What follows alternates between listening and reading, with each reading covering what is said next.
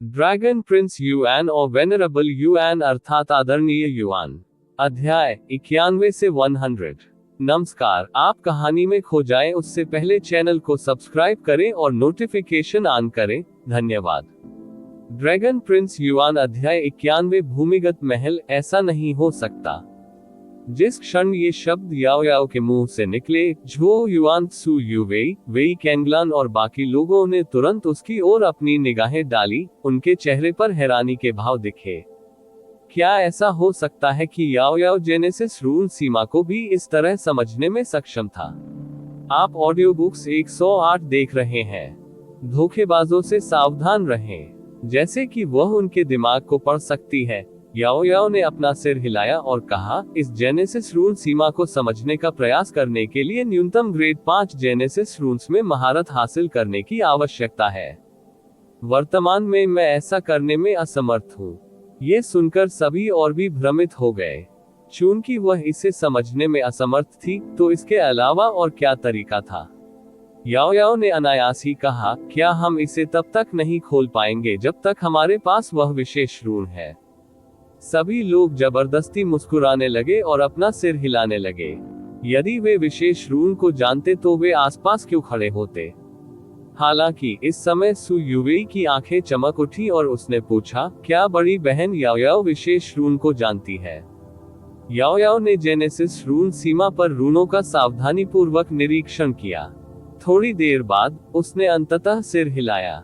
ऐसा लगता है कि मैं सही था।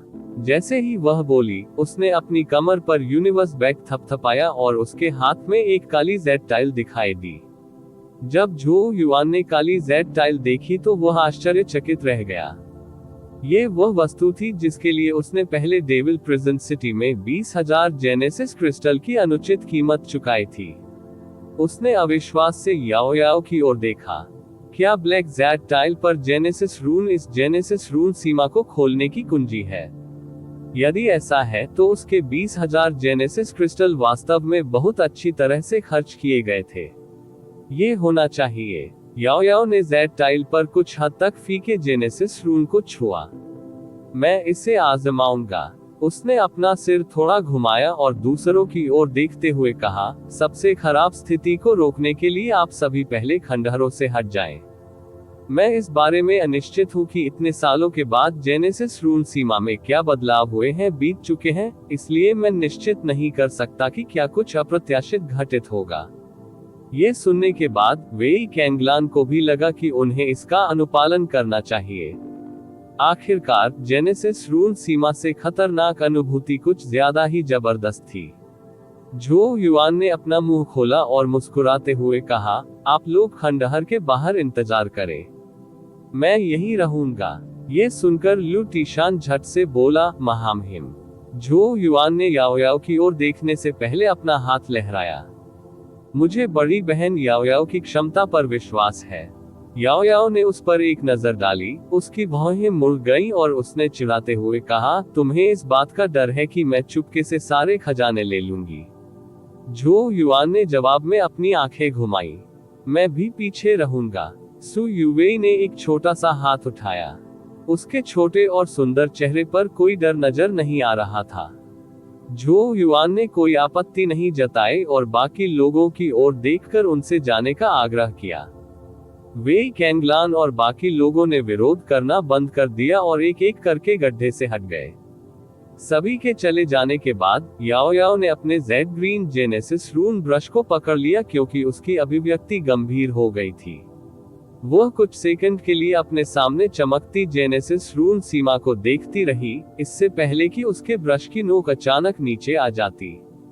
ब्रश की नोक पानी की तरह बह रही थी, क्योंकि स्ट्रोक के बाद स्ट्रोक एक अनोखी लय में उभर रहा था।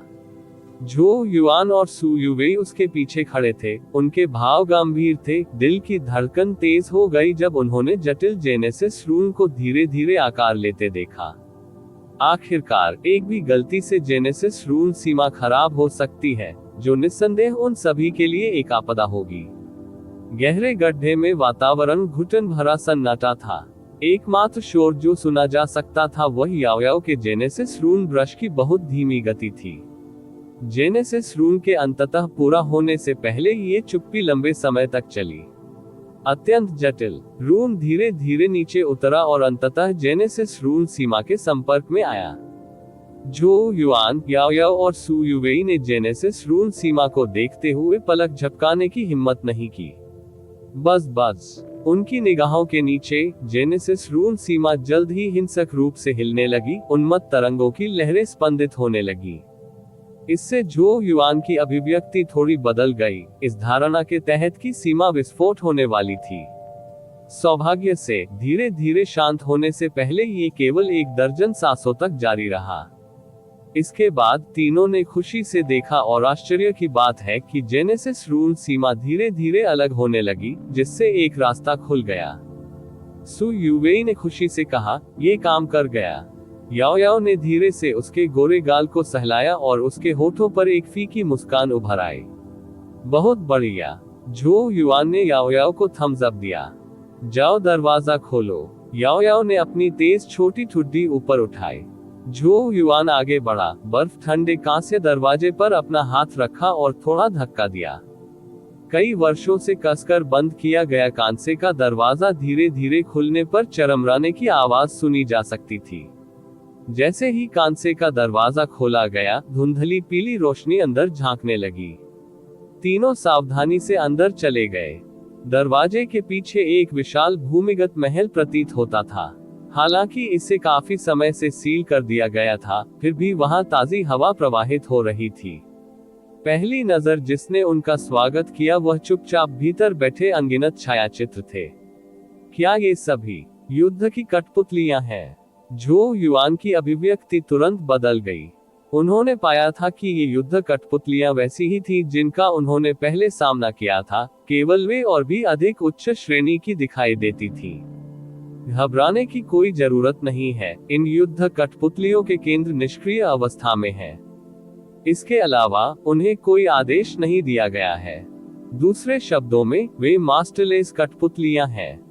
याओ याओ को यहाँ युद्ध कठपुतलियों की स्थिति को समझने के लिए केवल एक नजर की आवश्यकता थी। ये सुनकर जो युआन हौंफने लगा। सभी गुरुहीन कठपुतलियां। क्या इसका मतलब यह नहीं था कि शाही कबीले के पास उन पर नियंत्रण रखने का मौका था? यहाँ 10,000 से कम युद्ध कठपुतलियां नहीं है। जो युआन की आंखें सदमे से चौड़ी हो गईं। यदि शाही कबीले के पास 10,000 युद्ध कठपुतलियों की सेना होती, तो उनकी शक्ति निस्संदेह बढ़ जाती। याओ याओ ने कहा, हालांकि आप अल्पावधि में उन पर नियंत्रण हासिल नहीं कर पाएंगे। जेनेसिस रून्स में कुशल कई विशेषज्ञों को व्यक्तिगत रूप से उन्हें एक एक करके सक्रिय करने की आवश्यकता होगी। इस प्रकार हासिल करने के लिए बहुत अधिक समय की आवश्यकता होती है इस सेना पर नियंत्रण। ये सुनने के बाद जो युआन ने अफसोस के साथ अपना सिर हिला दिया। यदि शाही कबीला इस युद्ध कठपुतली सेना पर तेजी से नियंत्रण हासिल कर सकता है, तो क्यूई मनो को खत्म करना बहुत आसान होगा। हालांकि वह अभी भी अपने पिता को इस मामले के बारे में सूचित कर सकता था, जिससे बाद में गुप्त रूप से कुछ लोगों को इस कार्य का प्रभार लेने के लिए भेजा जा सके और अंततः युद्ध कठपुतली सेना का पूर्ण नियंत्रण अपने हाथ में ले लिया जा सके।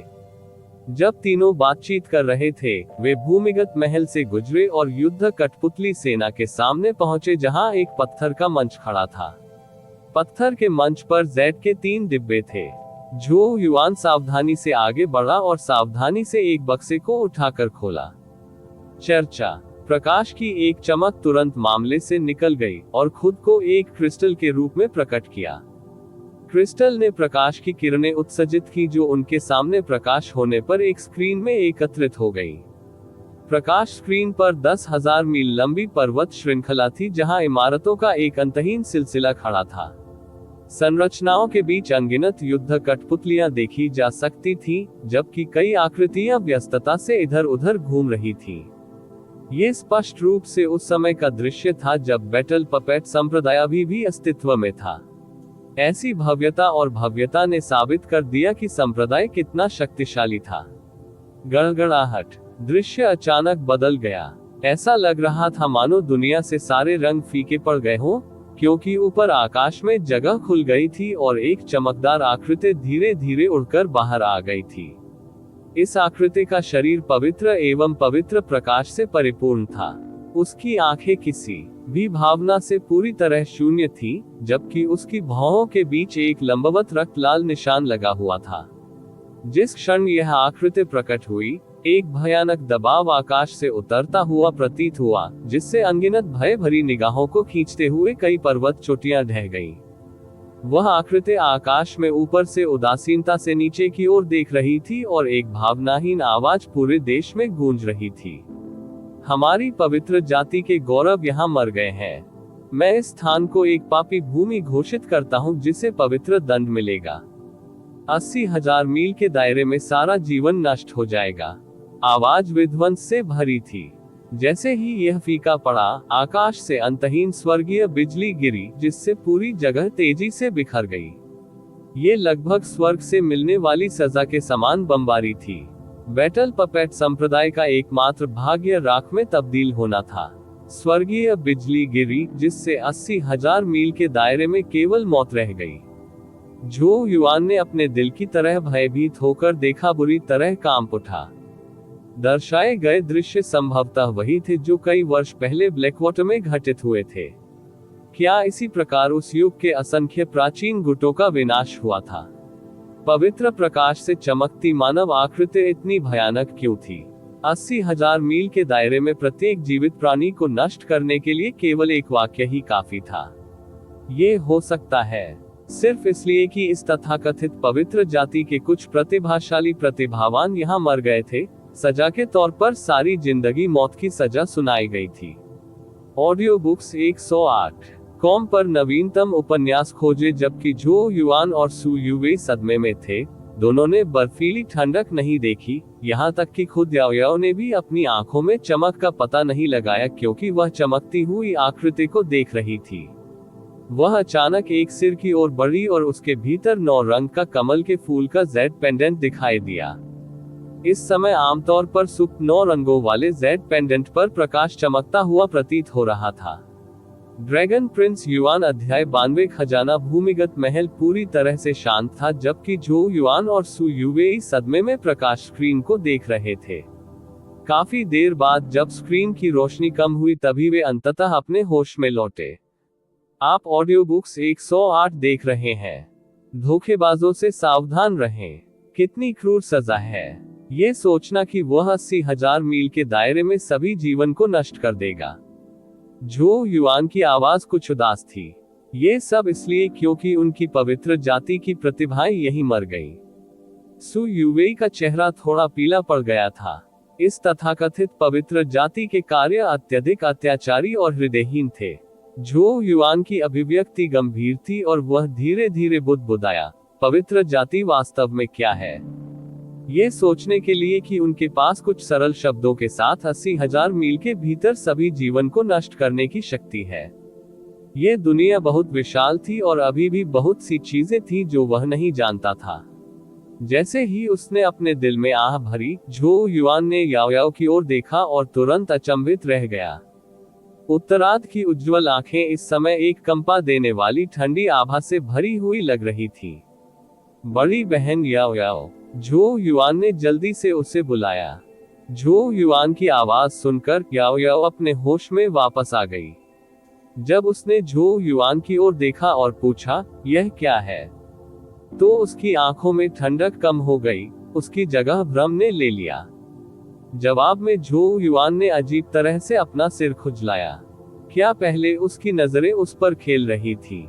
ऐसा लगता है कि क्रिस्टल में छवियां तब रिकॉर्ड की गईं जब बैटल पपेट संप्रदाय का सफाया हो गया था। झो युआन ने चीजों के बारे में ज्यादा न सोचने का फैसला किया, क्योंकि उसकी नजर तुरंत अन्य 2 जेड मामलों की ओर चली गई। इन 2 मामलों में रिकॉर्डिंग स्टोन भी नहीं होने चाहिए ना। इससे पहले कि वह एक बार फिर ध्यान से दूसरा जेड केस खोलता, झो युआन बुदबुदाया। स्विश। जैसे ही उसने केस खोला, अचानक काली सफेद रोशनी की चमक निकली। उसकी गति बिजली के समान थी। घटनाओं के इस अचानक मोड़ ने झो युआन को चौंका दिया। उसके हाथ में स्वर्गीय युआन ब्रश तेजी से बढ़ गया, क्योंकि ब्रश की नोक ने काली सफेद रोशनी पर भयानक तीक्ष्णता के साथ वार किया। बजना। टक्कर से झो युआन का हाथ हिल गया और काली सफेद रोशनी दूर चली गई। हालांकि वह अचानक मुड़ गया। हल्के से कांपते हुए उसने सु युवेई की ओर गोली चला दी। झो युआन बहुत घबरा गया और जल्दी से चिल्लाया, सावधान युवेई। दुर्भाग्य से काली सफेद रोशनी की गति बहुत तेज थी। सु युवेई मुश्किल से प्रतिक्रिया दे पाई थी कि तभी काली सफेद रोशनी आई और उसकी भौहों के बीच की जगह पर उड़ गई। ये देखकर झो युआन की आंखें गुस्से से लगभग फट गईं और पूरी तरह से लाल हो गईं और वह सु युवेई की ओर दौड़ा। इस बीच सु युवेई का शरीर थोड़ा कांप गया क्योंकि उसने अपने हाथ से अपनी भौहों के बीच के क्षेत्र को महसूस किया और जल्दी से कहा, महामहिम, मैं ठीक हूँ। झो युआन जल्दी से उसके पास पहुंचा और उसकी भौहों के बीच की जगह को देखा। वह पहले क्या चीज थी? क्या आप आश्वस्त हैं कि आप ठीक हैं? मुझे भी नहीं पता कि क्या हुआ। सु युवेई की भौहें आपस में जुड़ी हुई थीं। याओ याओ भी इसी समय वहां आए और कुछ देर तक सु युवेई को देखती रही, फिर बोली, अपनी क्यूई आवाज की जांच करें। सु युवेई ने सिर हिलाया। जैसे ही उसका मन अपने क्यूई निवास में डूब गया, उसने अपनी आंखें बंद कर ली।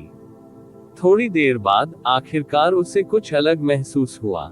उसके क्यूई आवाज के भीतर एक काली सफेद चमक तैर रही थी।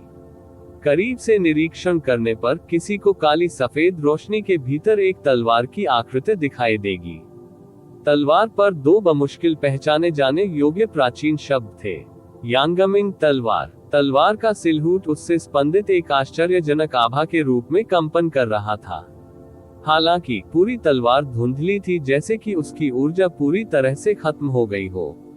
सु युवेई ने अपनी आंखें खोली और चकित स्वर में कहा, मेरे क्यूई आवास में एक तलवार दिखाई दी है। झो युआन स्तब्ध था। याओ याओ ने थोड़ा सोचा और कहा, क्यूई आवास में रखे जाने योग्य एक वस्तु संभवतः एक स्वर्ग स्तरीय उत्पत्ति हथियार है। स्वर्ग स्तरीय उत्पत्ति हथियार। सु युवेई का छोटा मुंह थोड़ा खुला हुआ था। पूरे ग्रेट झो साम्राज्य में भी इस स्तर का एक भी जेनेसिस हथियार नहीं मिल पाएगा। फिर भी ऐसी कोई वस्तु किसी तरह उसके क्यूई आवास में घुस गई थी। थोड़ी देर तक चौंकने के बाद सु युवेई ने घबराकर झो युआन की ओर देखा और कहा, महामहिम, शायद मुझे इसे बाहर निकालने की कोशिश करनी चाहिए। इतना कीमती खजाना संभवतः झो युआन के लिए बहुत बड़ी मदद होगी। याओ याओ ने हल्की सी हंसी निकाली। उत्पत्ति हथियार जो स्वर्ग स्तर तक पहुंच गए हैं, उनकी अपनी चेतना है और वे अपने स्वयं के स्वामी को चुनेंगे। इस यांगमिंग तलवार ने संभवतः अपने यिन यांग विशेषता के कारण आपको अपने मेजबान के रूप में चुना है। भले ही आप इसे अपने क्यूई निवास से पुनः प्राप्त करने का प्रबंधन करते हैं, झो युआन इसे वश में करने में सक्षम नहीं होगा। इसे प्रस्तुत करने के लिए मजबूर करने से कोई फायदा नहीं होगा। झो युआन के होंठ मुस्कुराहट के साथ खुले और बोले, यह आपका आशीर्वाद है, इसे जबरदस्ती करने की कोई जरूरत नहीं है। हालांकि स्वर्ग उत्पत्ति हथियार दुर्लभ था, झो युआन में कोई अफसोस नहीं था। जैसा कि कहा जाता है, आखिरकार वही सबसे शक्तिशाली होता है जो आपके अनुकूल हो। इसके अलावा तथ्य यह है कि सु युवेई एक हेवन जेनेसिस वेपन को चुनने में सक्षम थी, जिसने उसे बहुत खुश किया। आखिरकार सु युवेई के हाथों में उतरना किसी दुश्मन के हाथों में उतरने से अनगिनत गुना बेहतर था। क्या आप हमें देखने के लिए यांगमिंग तलवार बुला सकते हैं? इसके बजाय झो युआन को इस हेवन जेनेसिस हथियार की ताकत में अधिक दिलचस्पी थी। हालांकि उनका स्वर्गीय युआन ब्रश एक पवित्र उत्पत्ति हथियार हुआ करता था, केवल इसका दूसरा रून जागृत हुआ था। इसलिए ये केवल निम्न श्रेणी के ब्लैक जेनेसिस हथियार स्तर तक ही पहुंच पाया था। इसकी तुलना में यदि ऐसे स्वर्ग उत्पत्ति हथियार की खबर फैलती है, तो महान झो साम्राज्य के अल्फा उत्पत्ति विशेषज्ञों को तो छोड़ ही दें, यहाँ तक कि अन्य साम्राज्यों के विशेषज्ञ भी इस जगह की ओर उमड़ पड़ेंगे। आखिरकार एक स्वर्ग उत्पत्ति हथियार किसी की युद्ध शक्ति को आश्चर्यजनक स्तर तक बढ़ा देगा। सु युवेई ने कुछ देर कोशिश की, लेकिन अंततः अपना सिर हिला दिया। ऐसा लगता है कि तलवार निष्क्रिय अवस्था में पड़ गई है और फिलहाल उसे बुलाया नहीं जा सकता। ये सुनने के बाद झो युआन को कुछ अफसोस हुआ, लेकिन उसने जोर नहीं दिया। इसके बजाय उसकी नजर तीसरे जेड मामले की ओर गई। आर ऑडियो बुक 108 को पर नवीनतम अध्याय पढ़े। मुझे आश्चर्य है कि इस आखिरी मामले में किस तरह का खजाना है। इस बार जो युआन और भी अधिक सावधान था। जेनेसिस क्यूई उसके भीतर प्रसारित हुई और उसने तीसरे जेड केस का ढक्कन बहुत सावधानी से उठाने से पहले सबसे अच्छा तैयार किया। अप्रत्याशित रूप से जेड मामला खुलने पर कुछ नहीं हुआ। जब मामला पूरी तरह से खुला तो आखिरकार तीनों ने उसमें एक चांदी की गेंद पड़ी देखी। करीब से निरीक्षण करने के बाद तीनों को एहसास हुआ कि यह गोल चांदी की गेंद एक चांदी के तरल पदार्थ से बनी थी जो लगातार बहती रहती थी जैसे कि उसका अपना कोई दिमाग हो। जो युआन ने उत्सुकता से पूछा, यह क्या है? जैसे ही याओ याओ की आंखों में दिलचस्पी उभरी, उसने इसका विश्लेषण किया। क्या अद्भुत बात है! ऐसा प्रतीत होता है कि तरल के भीतर कई जेनेसिस रून्स हैं। जो युआन अचंभित रह गया। जेनेसिस क्यूई की आंखों में आश्चर्य की लहर दौड़ गई क्योंकि उसने भी चांदी के तरल पदार्थ के भीतर बेहद छोटे जेनेसिस रून्स को देखा। तरल पर जेनेसिस रून्स लिखे। सु युवेई भी इसी तरह आश्चर्य से भरी थी। ऐसी उपलब्धि हासिल करने के लिए किसी को कितना अच्छा होना चाहिए? जो युआन ने हैरानी से पूछा, फिर इस चीज का क्या काम है? याओ याओ एक पल के लिए चुप रही और बोली, इस पर खून की एक बूंद टपकाओ और देखो क्या होता है। जो युआन थोड़ा झिझका, फिर उसने अपने दांत पीस लिए और अपनी उंगली की नोक पर एक छोटा सा छेद काट लिया। ताजे रक्त की एक बूंद गिरकर चांदी के द्रव्य से बनी गेंद पर जा गिरी। तीनों की नजरें गेंद पर टिकी हुई थी क्योंकि खून की बूंद तेजी से चांदी के तरल में मिल रही थी। चर्चा। जैसे ही चांदी का तरल पदार्थ धीरे धीरे हवा में ऊपर उठा, उसके भीतर अचानक प्रकाश फैल गया। चांदी का पानी नीचे की ओर बहता था और धीरे धीरे चांदी के युद्ध कवच के एक सेट में बदल जाता था जो शरीर के हर हिस्से को ढक देता था। जेनेसिस रून्स युद्ध कवच पर झिलमिलाया, जिससे ये दिखाई देने लगा बल्कि रहस्यमय। चकित होकर जो युआन ने चांदी के युद्ध कवच को देखा। इसने एक भयानक और ठंडी आभा छोड़ी। हर हिस्सा हत्या के इरादे से भरा हुआ लग रहा था, जबकि एक हल्का दबाव फैल गया जिससे किसी का दिल थोड़ा तेज हो गया। आखिर यह क्या चीज है? एक परिवर्तनकारी युद्ध कवच। ड्रैगन प्रिंस युआन अध्याय 93 रजत छाया। झो युआन और सु युवेई के चेहरे पर सदमा मौजूद था क्योंकि वे अपने सामने चांदी के युद्ध कवच को देख रहे थे। याओ याओ की सुंदर आंखों में भी कुछ आश्चर्य था क्योंकि उसने कुछ देर तक कवच को देखा और फिर कहा, यह कोई युद्ध कवच नहीं है, बल्कि एक युद्ध कठपुतली है। आप ऑडियो बुक्स 108 देख रहे हैं। धोखेबाजों से सावधान रहें। लड़ाई कठपुतली। जो युआन अचंभित रह गया। युद्ध कठपुतली संप्रदाय में कुछ क्षमता है, ये सोचने के लिए कि वे इस स्तर की युद्ध कठपुतली बनाने में कामयाब रहे। याओ याओ की आवाज में कुछ प्रशंसा थी। अगर मैं गलत नहीं हूँ, तो ये युद्ध कठपुतली स्वतंत्र रूप से काम नहीं करती है, बल्कि एक व्यक्ति के साथ जुड़ जाती है और एक प्रकार के समर्थन के रूप में काम करती है, जिससे चलाने वाले को आश्चर्यजनक शक्ति मिलती है। मानव और युद्ध कठपुतली को मिलाने के लिए TCH ये युद्ध कठपुतली संप्रदाय वास्तव में कुछ नया करने का साहस करता है। मानव के साथ सम्मिलन। जो युआन भौचक्का रह गया, जाहिर तौर पर समझने में असमर्थ था। याओ याओ ने निर्देश दिया, इसे अपने हाथ से छुओ। जो युआन आगे बढ़ने से पहले थोड़ा झिझका, उसकी उंगली बहुत सावधानी से उसके सामने चांदी के युद्ध कवच को छू रही थी। गड़गड़ाहट। जैसे ही जो युआन की उंगली युद्ध कवच के संपर्क में आई, बाद वाला तेजी से घुलने लगा, चांदी के तरल में बदल गया जो युआन की उंगली के साथ उसकी बांह की ओर बहने लगा। कुछ ही सांसों में चांदी के तरल पदार्थ ने जो युआन के पूरे शरीर को पूरी तरह से ढक दिया था। उसके शरीर को ढकने के बाद चांदी का तरल पदार्थ जमना शुरू हो गया और पहले से चांदी का कवच तेजी से उसके शरीर पर उभर आया। रजत युद्ध कवच की कसकर बंद आंखें अचानक खुल गईं। उनके भीतर चांदी की रोशनी बहती हुई प्रतीत हो रही थी और उसके मुंह से आश्चर्य की चीख निकल रही थी। क्या जादुई युद्ध कठपुतली है? हालांकि आवाज थोड़ी अलग थी, लेकिन ये स्पष्ट रूप से झो युआन की थी। मुझे लगता है कि मैं भयानक रूप से शक्तिशाली हो गया हूँ। झो युआन बहुत आश्चर्यचकित था। चांदी का युद्ध कवच उसके शरीर के चारों ओर कसकर लपेटा हुआ था, और वह इस युद्ध कठपुतली को ऐसे नियंत्रित कर सकता था जैसे कि यह उसका अपना शरीर हो। दोनों वास्तव में एक साथ मिल गए थे और पूर्ण सामंजस्य में थे। हालांकि झो युआन के लिए सबसे चौंकाने वाली बात यह थी कि वह अब अत्यधिक शक्तिशाली हो गया था। चांदी के युद्ध कवच ने उसे आश्चर्यजनक मात्रा में शक्ति प्रदान की थी। जैसे ही उसने हिंसक रूप से बढ़ती शक्ति को महसूस किया, झो युआन मदद नहीं कर सका, लेकिन इसे आजमाना चाहता था। इसलिए उसने अचानक अपना हाथ भींच लिया और चांदी के युद्ध कवच का तेज हाथ भी तुरंत बंद हो गया। झो युआन एक घुटने पर बैठ गया और नीचे जमीन पर एक जोरदार मुक्का मारा। बूम! इस मुक्के से पूरा भूमिगत महल जोर से हिल गया। इसके बाद झो युआन ने सदमे में देखा, क्योंकि उसके सामने जमीन पर एक विशाल दरार बढ़ गई थी, जो कछुए के खोल के समान कई दरारों तक फैली हुई थी। झो युआन खुशी से चिल्लाया, इतनी शक्ति!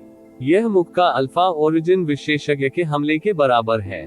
हालांकि जैसे ही उसकी आवाज धीमी हुई, अचानक उसकी भौहों के बीच एक तीव्र दर्द उभर आया और उसकी आंखों के सामने दृश्य तेजी से अंधेरा हो गया। चांदी का युद्ध कवच अचानक पीछे हट गया और उसके सामने मंडराते हुए चांदी की गेंद के रूप में वापस आ गया। झो युआन कवच से गिरकर सिर के बल जमीन पर गिर गया।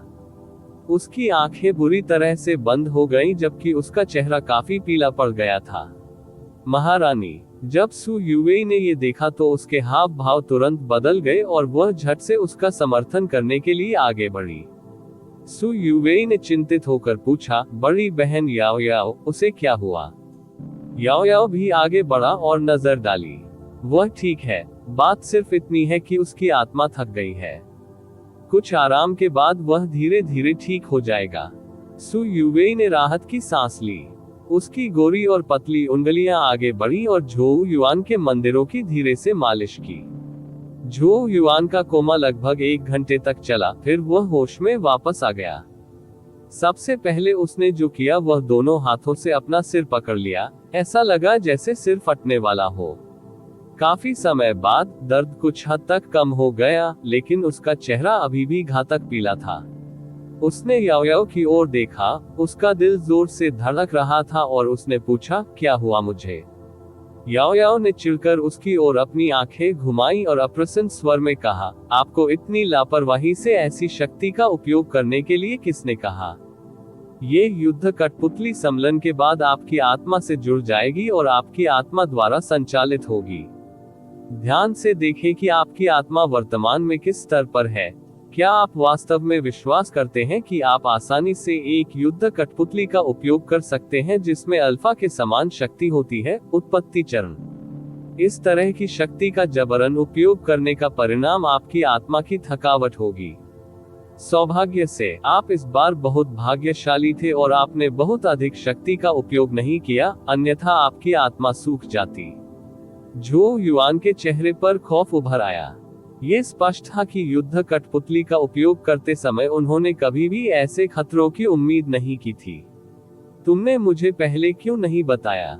झो युआन ने शोक व्यक्त किया। वह संभवतः कैसे जान सकता था? जब उसने फिर से तैरती चांदी की गेंद को देखा तो उसके दिल में अफसोस की भावनाओं के साथ साथ कुछ डर भी था।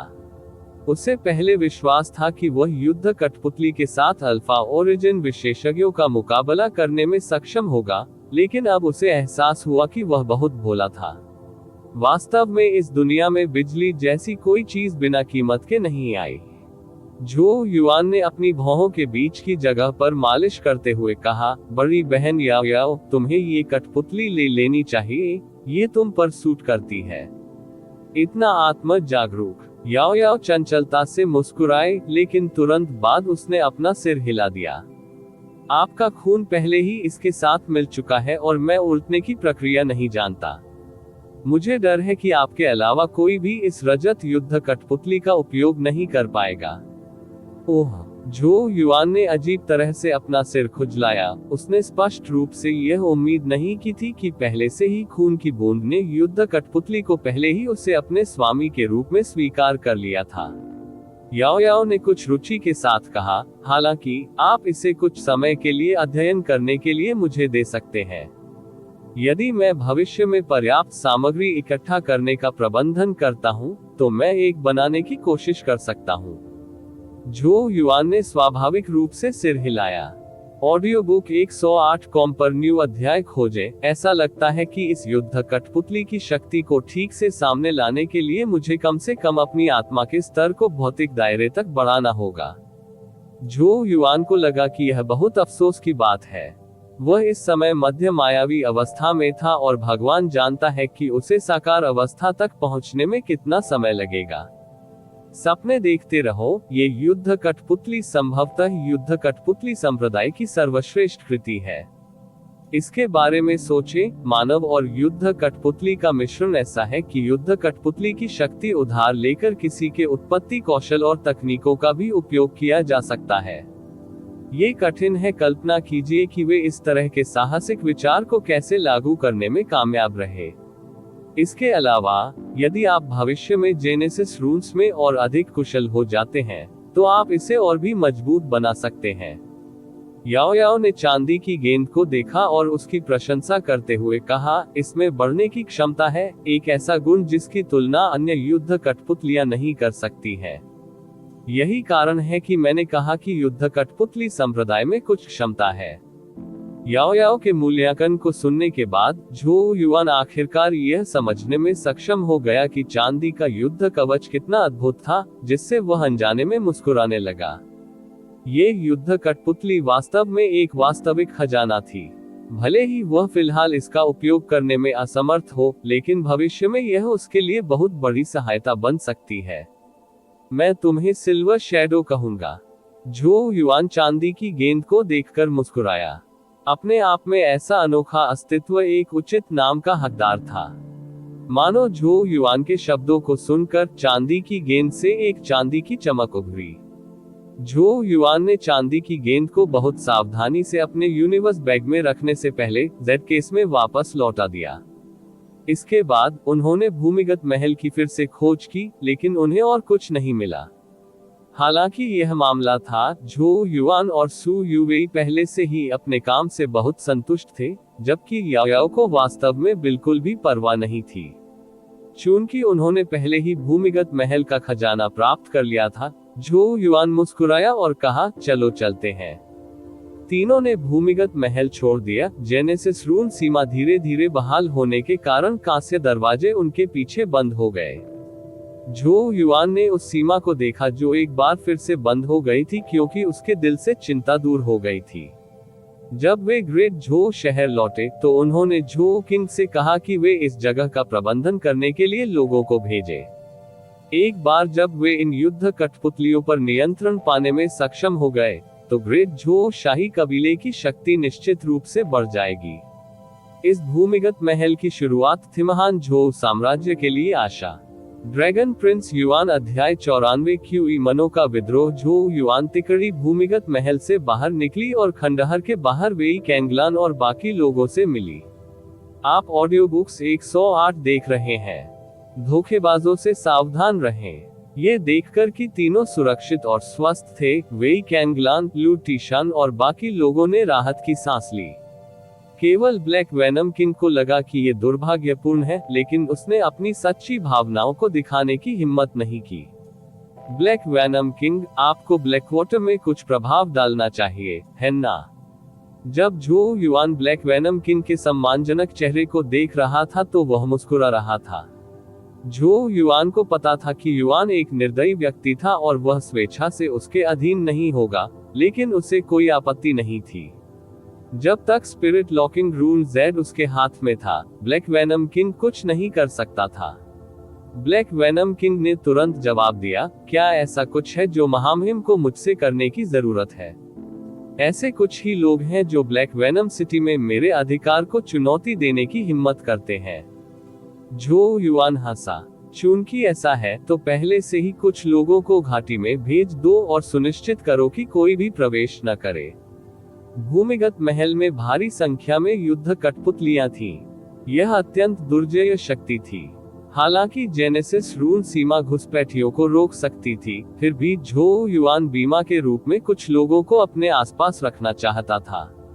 इसके अलावा अराजक ब्लैकवाटर में ब्लैक वेनोम सिटी का प्रभाव स्पष्ट रूप से ग्रेट झोउ साम्राज्य से अधिक था। झोउ युआन ने वेई कैंगलान की ओर देखा और कहा, महान जनरल, अब जब फायर स्पिरिट ग्रेन शाही कबीले के हाथों में आ गया है तो क्यूई मनो निश्चित रूप से इस मामले को शांत नहीं होने देगा। मुझे डर है कि क्यूई मनो अपना काम शुरू कर देगा, जल्द ही विद्रोह। ये शब्द सुनते ही वेई कैंगलान का दिल कांप उठा। यदि क्यूई मनो विद्रोह करता तो महान झोउ साम्राज्य निश्चित रूप से अराजकता में आ जाता। हालांकि वह जानता था कि झोउ युआन ने जिस स्थिति की बात की थी वह संभावित होगी। आखिरकार अग्नि आत्मा अनाज बहुत महत्वपूर्ण था और शाही कबीले की शक्ति केवल तब तक मजबूत होती गई जब तक कि उन्होंने इसकी खेती शुरू नहीं कर दी, जब तक कि वह दिन नहीं आ गया जब वे आसानी से क्यूई मनो को दबा देंगे। इसलिए ऐसा कोई रास्ता नहीं था कि क्यूई युआन बस बैठकर मौत का इंतजार करता। झोउ युआन ने वेई कैंगलान को देखा और धीरे से कहा, मुझे उम्मीद है कि महान जनरल क्यूई मनो को खत्म करने में हमारी मदद करने में सक्षम होंगे। वेई कैंगलान न केवल अल्फा ओरिजिन विशेषज्ञ थे, बल्कि उन्होंने ग्रेट झोउ साम्राज्य में एक शक्तिशाली और प्रभावशाली बल कैंगलान सेना को भी नियंत्रित किया था। उनकी सहायता से क्यूई मैनर के विरुद्ध बहुत फर्क पड़ेगा। वेई कैंगलान कुछ देर के लिए चुप रहे। अभी कुछ समय पहले यदि शाही कबीले और क्यूई मनो में युद्ध होता तो वह किनारे से देखना पसंद करता। हालांकि मौजूदा स्थिति पहले से अलग थी। ऐसा प्रतीत होता है कि मूल रूप से कमजोर हो रहा शाही कबीला अचानक काफी शक्तिशाली हो गया है। उदाहरण के लिए हरे रंग की पोशाक वाली लड़की और उसकी बाहों में दिखने वाला प्यारा सा प्राणी दो अल्फा ओरिजिन विशेषज्ञों के बराबर थे। और तो और झोउ युआन ने ब्लैक वेनम किंग को समर्पण के लिए मजबूर कर दिया था। इस प्रकार शाही कबीले के पास अब 4 अल्फा उत्पत्ति चरण विशेषज्ञों की शक्ति थी। ऐसी शक्ति क्यूई मनो और उसके अपने गुट से कहीं अधिक थी। इस समय वेई कैंगलान को अचानक थोड़ा डर लगा। जो आंखें अब उसके सामने मंद मंद मुस्कुराते युवक की ओर देखती थी, अब कुछ अलग हो गई थी। ऐसा लग रहा था कि जब से यह युवा कैंगलान काउंटी में आया है, सारी संभावनाएं शाही कबीले के पक्ष में होने लगी हैं। वर्तमान राजपरिवार पहले की तुलना में कुछ भी नहीं था। इस युवा राजकुमार के प्रकट होने के बाद हर किसी की नजरों में लगातार घटता हुआ अस्तित्व बदलना शुरू हो गया था। जब वेई कैंगलान ने झोउ युआन को देखा तो उनके गंभीर चेहरे पर सम्मान उभर आया और उन्होंने गंभीर आवाज में घोषणा की, चिंता न करें महामहिम, महान झोउ साम्राज्य के महान सेनापति के रूप में सभी विद्रोहियों को परास्त करना मेरा कर्तव्य है। जब लू टीशान और बाकी लोगों ने वेई कैंगलान को अपनी स्थिति के बारे में सुना तो वे बहुत खुश हुए। जब उन्होंने झोउ युआन की ओर फिर से देखा तो उनकी आंखें प्रशंसा और श्रद्धा दोनों से भर गईं। महामहिम, इतने वर्षों के बाद भी वेई कैंगलान मुद्दे को हल करने में असमर्थ रहे थे, लेकिन कौन सोच सकता था कि झोउ युआन कैंगलान काउंटी पहुंचने के कुछ ही महीनों बाद महान जनरल का पूर्ण समर्थन अर्जित करेगा। झोउ युआन ने अपनी मुट्ठियां एक साथ पकड़ ली और मुस्कुराया, फिर मुझे ऐसा करना होगा, महान जनरल को धन्यवाद। झोउ युआन वेई कैंगलान के फैसले से आश्चर्यचकित नहीं थे। पिछला शाही कबीला गिरावट में था और स्थिति को बनाए रखने के लिए पूरी तरह से झोउ किंग पर निर्भर था। दुर्भाग्य से क्यूई युआन ने उस पर हर समय नियंत्रण रखा, जिससे वेई कैंगलान को कैंगलान काउंटी पर स्वतंत्र रूप से शासन करने की अनुमति मिल गई। हालांकि चीजें अब बदलने लगी थी और झोउ युआन ने स्पष्ट रूप से उस शक्ति को समझ लिया था जो वर्तमान में उसके पास है, वह शक्ति जिसे वेई कैंगलान भी अब अच्छी तरह से जानते थे। ऐसी शक्ति महान जनरल के गुट को धमकाने के लिए पर्याप्त थी। गरिमा की उत्पत्ति शक्ति से हुई है। चूंकि शाही कबीले के पास फिर से शक्ति थी, इसलिए गरिमा स्वाभाविक रूप से उसके अनुरूप होगी। जब तक वेई कैंगलान मूर्ख नहीं थे, उन्हें अपनी स्थिति समझनी चाहिए और उन्हें क्या करना चाहिए। भविष्य का महान झोउ साम्राज्य संभवतः अब महान सेनापति को शाही आदेशों की अनदेखी करने की अनुमति नहीं देगा। वेई कैंगलान ने कहा, महामहिम, मैं आपके पीछे पीछे ग्रेट झोउ सिटी जाऊंगा और महामहिम से मुलाकात करूंगा, जबकि किंग कैंगलान सेना को पुनर्गठित करेगा। यदि क्यूई मनो कुछ भी अजीब कोशिश करता है, तो कैंगलान सेना तुरंत बाहर चली जाएगी। इससे बेहतर कुछ नहीं होगा। झोउ युआन मुस्कुराया और सिर हिलाया।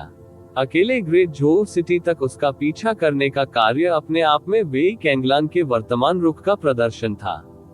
फिर मैं आपके महामहिम को यहाँ के अन्य गुटों पर नजर रखने में मदद करने के लिए ब्लैकवाटर में रुकूंगा, ताकि अगर महान झोउ साम्राज्य अराजकता में पड़ जाए तो उन्हें अतिरिक्त परेशानी पैदा करने से रोका जा सके। जब झोउ युआन ने ब्लैक वेनम किंग की ओर देखा तो वह मंद मंद मुस्कुराया। आपकी ताकत को देखते हुए ब्लैकवाटर में पीछे रहना आपके लिए प्रतिभा की बर्बादी होगी, इसलिए आप भी ग्रेट झोउ सिटी तक मेरे पीछे आएंगे। यदि क्यूई मनो ने विद्रोह शुरू किया तो यह निश्चित रूप से दुनिया को हिला देने वाला मामला होगा।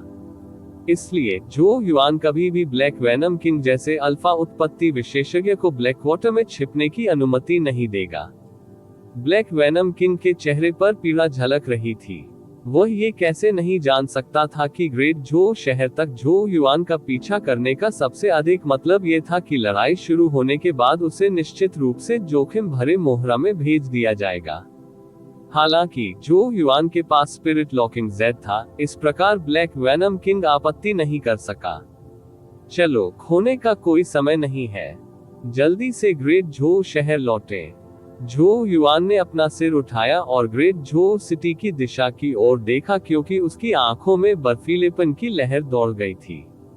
क्यूई मैनर, आपने इतने सालों तक अहंकारपूर्ण व्यवहार किया है। अब मेरे लिए तुम्हें उचित दंड देने का समय आ गया है। कई दिनों बाद महान झोउ शहर क्यूई मनो टकरा जाना। जैसे ही क्यूई युआन अचानक खड़ा हुआ, एक चाय का कप जमीन पर गिरकर टुकड़े टुकड़े हो गया। उसकी अभिव्यक्ति क्रोध में बदल गई थी, क्योंकि उसने अपने सामने घुटनों पर बैठे क्यूई लिंग को देखा और अविश्वास में चिल्लाया, तुमने क्या कहा? क्यूई हाओ को झोउ युआन ने मार डाला था और फायर स्पिरिट ग्रेन उनके द्वारा ले लिया गया था। बगल में एक हाथ वाला क्यूई यू खड़ा था जो खुद से बड़बड़ा रहा था, ये कैसे संभव हो सकता है? बड़े भाई की ताकत अग्रिम क्यूई पोषण चरण में है। क्या झोउ युआन को मारना उसकी हथेली को पलटने जितना आसान नहीं होगा? राख जैसा चेहरा लिए क्यूई लिंग कांपते हुए बोला, आपका नौकर नहीं जानता कि झोउ युआन ने ये कैसे किया, लेकिन पहला युवा मालिक वास्तव में उसके हाथों मर गया है। हालांकि हम ब्लैक वेनम किंग को अपनी तरफ करने में कामयाब रहे, झोउ युआन वेई कैंगलान का समर्थन हासिल करने में कामयाब रहे। क्यूई युआन का चेहरा विकृत हो गया था। अब उसमें उस शांति का कोई संकेत नहीं था जो वह आमतौर पर महसूस करता था जब वह दहाड़ता था। क्या आपके पास बांसुरी को नियंत्रित करने वाली आत्मा नहीं थी?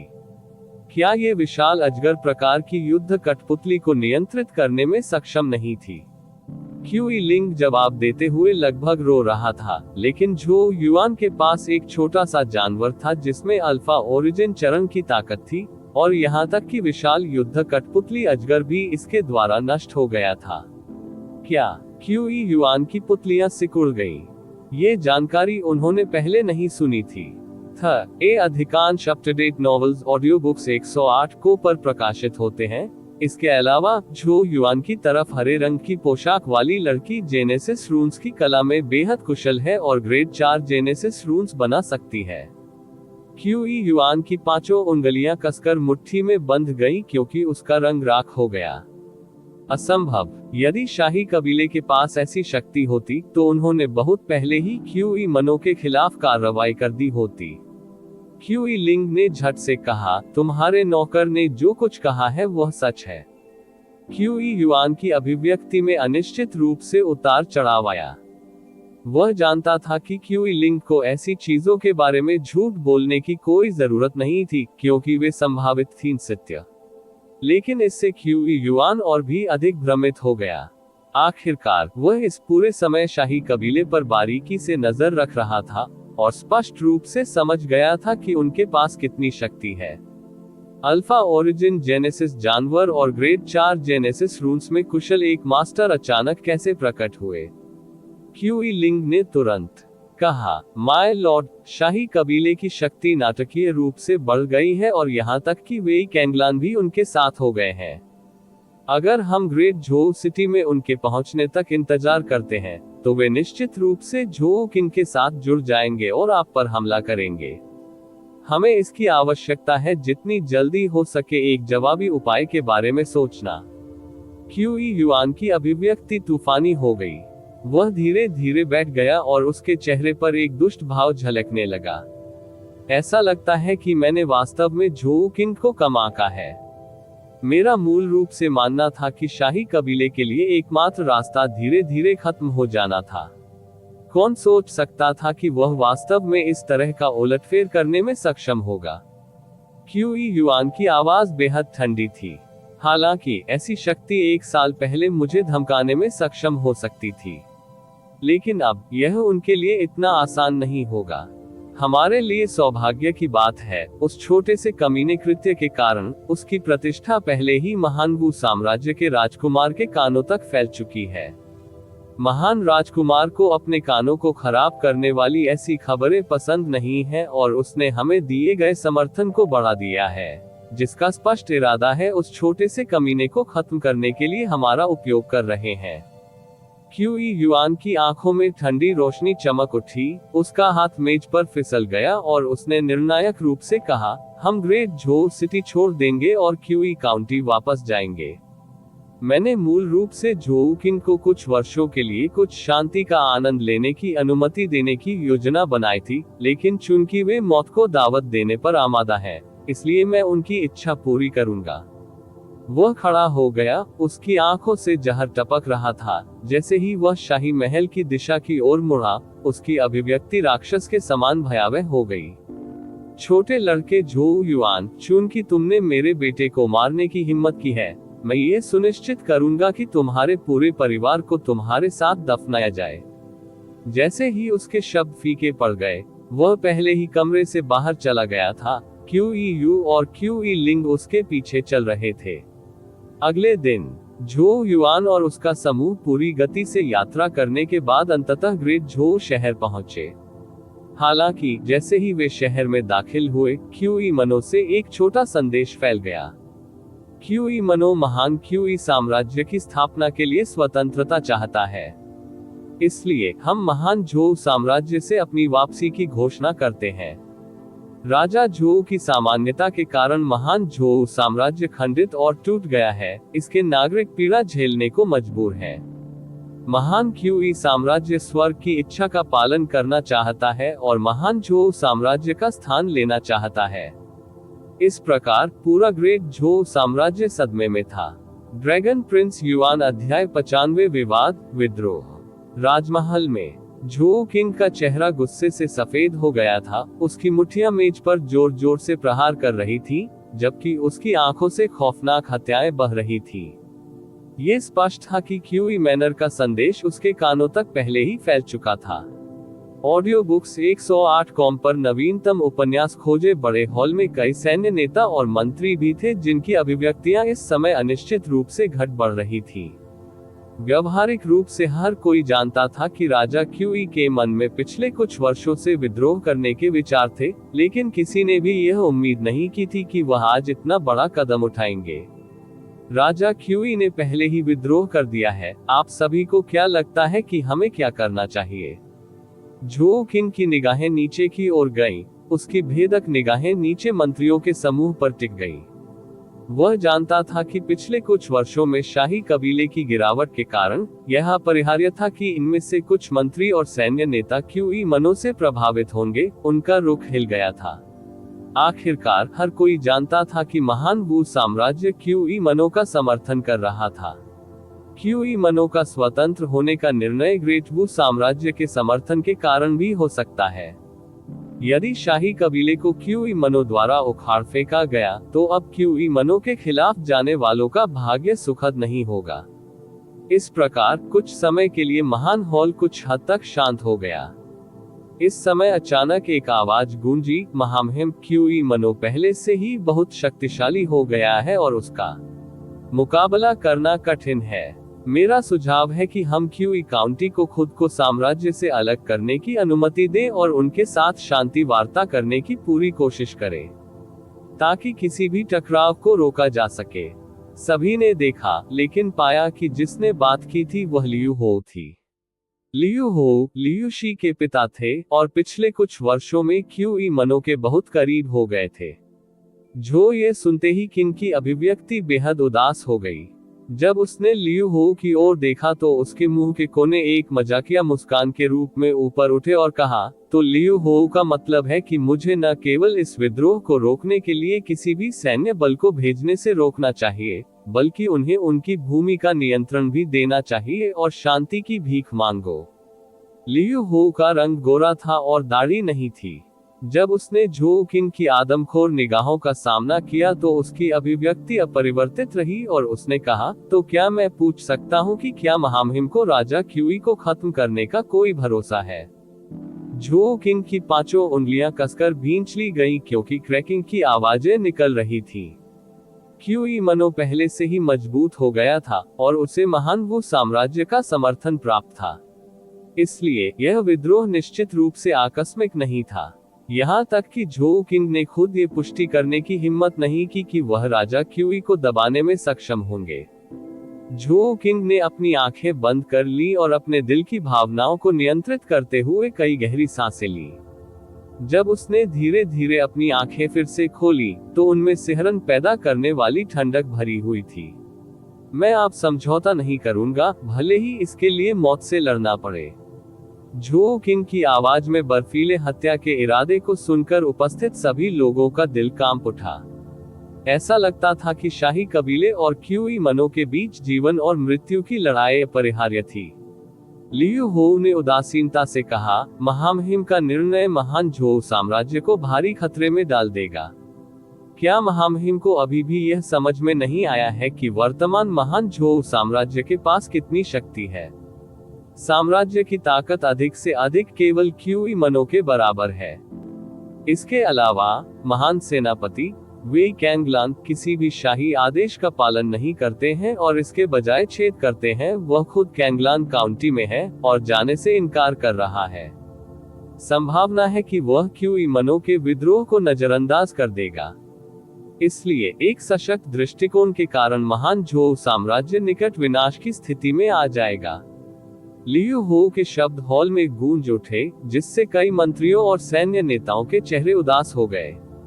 कुछ मूल रूप से उत्साही सैन्य अधिकारियों ने उस संकट को सही मायने में समझने के कारण अपना मनोबल खो दिया था जिसका वे संभावित रूप से सामना कर रहे थे।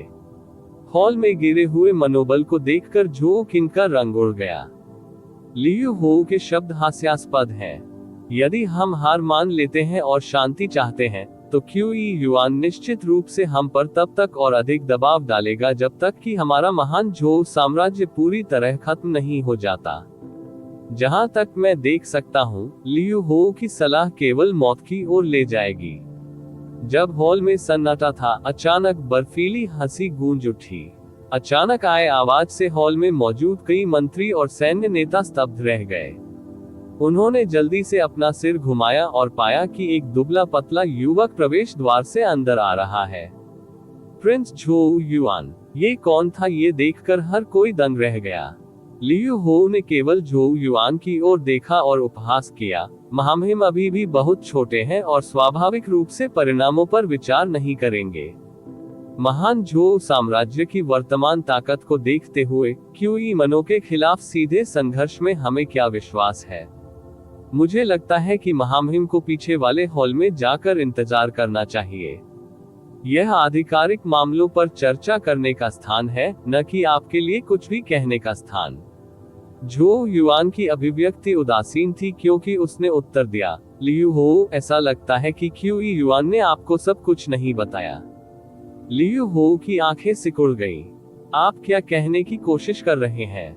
झो युआन की ठंडी निगाहें झो युआन पर टिक गईं और उसके होठों पर एक मजाकिया मुस्कान उभर आई। क्या आपको ये जानने में कोई दिलचस्पी नहीं है कि क्यों युआन ग्रेट झो सिटी से भागने की इतनी जल्दी में क्यों था? एक पल भी रुकने की हिम्मत नहीं कर रहा था।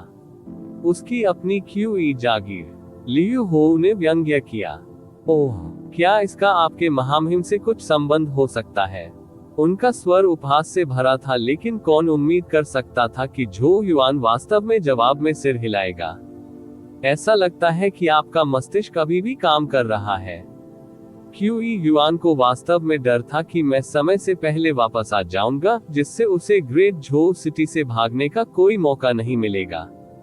जैसे ही ये शब्द कहे गए, बड़े हॉल में मौजूद कई मंत्री और सैन्य अधिकारी अविश्वास से एक दूसरे की ओर देखने लगे। जाहिर तौर पर वे महामहिम के शब्दों को गंभीरता से लेने में असमर्थ थे।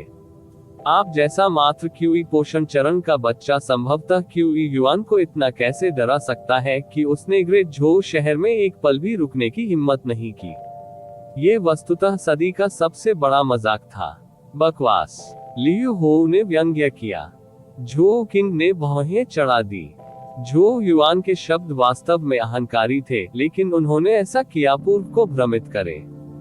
आखिरकार झो युआन के चरित्र को देखते हुए ये बहुत कम संभावना थी कि वह इतने बेहुदा तरीके से डींगे हाँकेगा। यदि हाँ, तो झो युआन ने ऐसी बातें क्यों कही थी?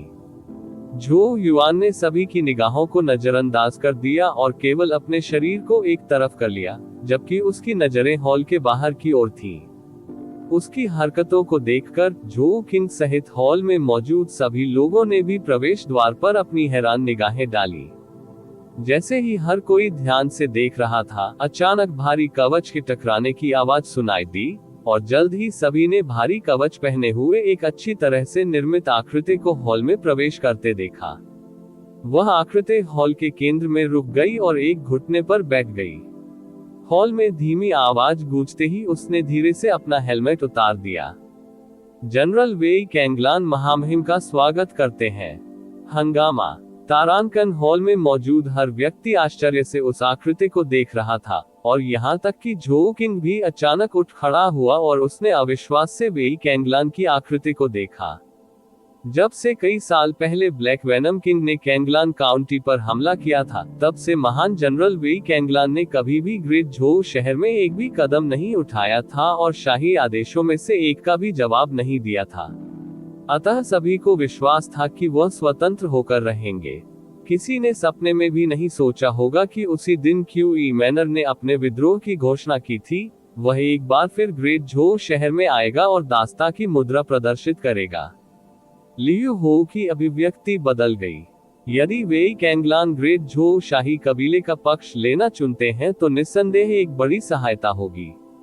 हालांकि वह समझ नहीं पा रहे थे कि इतने सालों तक शाही आदेश की अनदेखी करने के बाद वेई कैंगलान ने ऐसा निर्णय क्यों लिया। वेई कैंगलान ने धीमी आवाज में कहा, मैं बहुत लंबे समय से अपने गलत कामों पर अड़ा हुआ हूँ, और यह केवल महामहिम का धन्यवाद था कि मुझे हाल ही में ज्ञान प्राप्त हुआ। मैं अपने पिछले कार्यों पर बहुत शर्मिंदा हूँ और आशा करता हूँ कि महामहिम विद्रोहियों से निपटने के लिए मुझे भेज सकते हैं। जब वे झो युआन की ओर मुड़े तो हर किसी की आंखों में एक अजीब सा भाव था, यहाँ तक कि झो किंग भी हतप्रभ था। उन्हें समझ नहीं आया कि झो युआन ने वेई कैंगलान के रवैये में इतना बदलाव लाने के लिए क्या किया था। झो युआन ने झो किंग की ओर देखने से पहले हैरान नजरों के जवाब में केवल मुस्कुराया और कहा, पिताजी को उन क्यूई मनोविद्रोहियों के बारे में चिंता करने की जरूरत नहीं है। इसके बाद उसने दोनों हाथ फैलाए और धीरे से ताली बजाई। सभी की निगाहों के नीचे काले कपड़े पहने एक व्यक्ति हॉल के बाहर से अंदर आया। वह व्यक्ति भी हॉल के केंद्र में रुक गया और एक घुटने पर बैठ गया और उसकी कर्कश आवाज सुनाई दी, मैं ब्लैक वैनोम सिटी का स्वामी हूँ और मैंने लंबे समय से शक्तिशाली ग्रेट झो साम्राज्य के बारे में सुना है। मैंने आज विशेष रूप से एक यात्रा की है, साम्राज्य के प्रति समर्पित हो जाऊं और साम्राज्य के लिए मैं वह सब कुछ करने को तैयार हूं जो मैं कर सकता हूं। ब्लैक वैनम सिटी का स्वामी, ब्लैक वैनम किंग। जैसे ही ये शब्द कहे गए, हॉल में हंगामा मच गया क्योंकि भीड़ का एक हिस्सा डर के मारे पीछे हट गया। हर कोई अवाक रह गया जब वे ब्लैक वेनम किंग को देख रहे थे। जाहिर तौर पर उसके नाम से कोई अजनबी नहीं था। हालांकि डर के बाद पूरी तरह से भ्रम पैदा हो गया। स्थिति अब उनकी समझ से थोड़ी परे थी। ब्लैक वेनम किंग ब्लैकवाटर में एक अत्याचारी था और उसके पास अल्फा ओरिजिन चरण की ताकत थी। किसी को भी विश्वास नहीं होगा कि इतना क्रूर व्यक्ति साम्राज्य की शक्ति के बारे में सुनकर उसके अधीन हो जाएगा। इस प्रकार झोउ किंग के होठों के कोने थोड़े हिल गए। महान झोउ साम्राज्य की ताकत को उनसे बेहतर कौन जानता था। उनकी ताकत के बारे में सुनने के बाद अल्फा ओरिजिन विशेषज्ञों को उनके साथ शामिल करना चाहना व्यावहारिक रूप से एक सपना था। इसलिए एक लंबी चुप्पी के बाद हॉल में हर कोई झोउ युआन की ओर मुड़ गया। इसके पीछे स्पष्ट रूप से वही था। हालांकि झोउ युआन ने इन निगाहों को नजरअंदाज कर दिया और हॉल में एक उदासीन आवाज गूंजते हुए अब पीले चेहरे वाले लियू होउ की ओर देखा। हालांकि इस बार किसी ने भी युवक की बातों पर नजर डालने की हिम्मत नहीं की। क्या लियू होउ को अभी भी लगता है कि महान झोउ साम्राज्य को हार माननी होगी और शांति की भीख मांगनी होगी?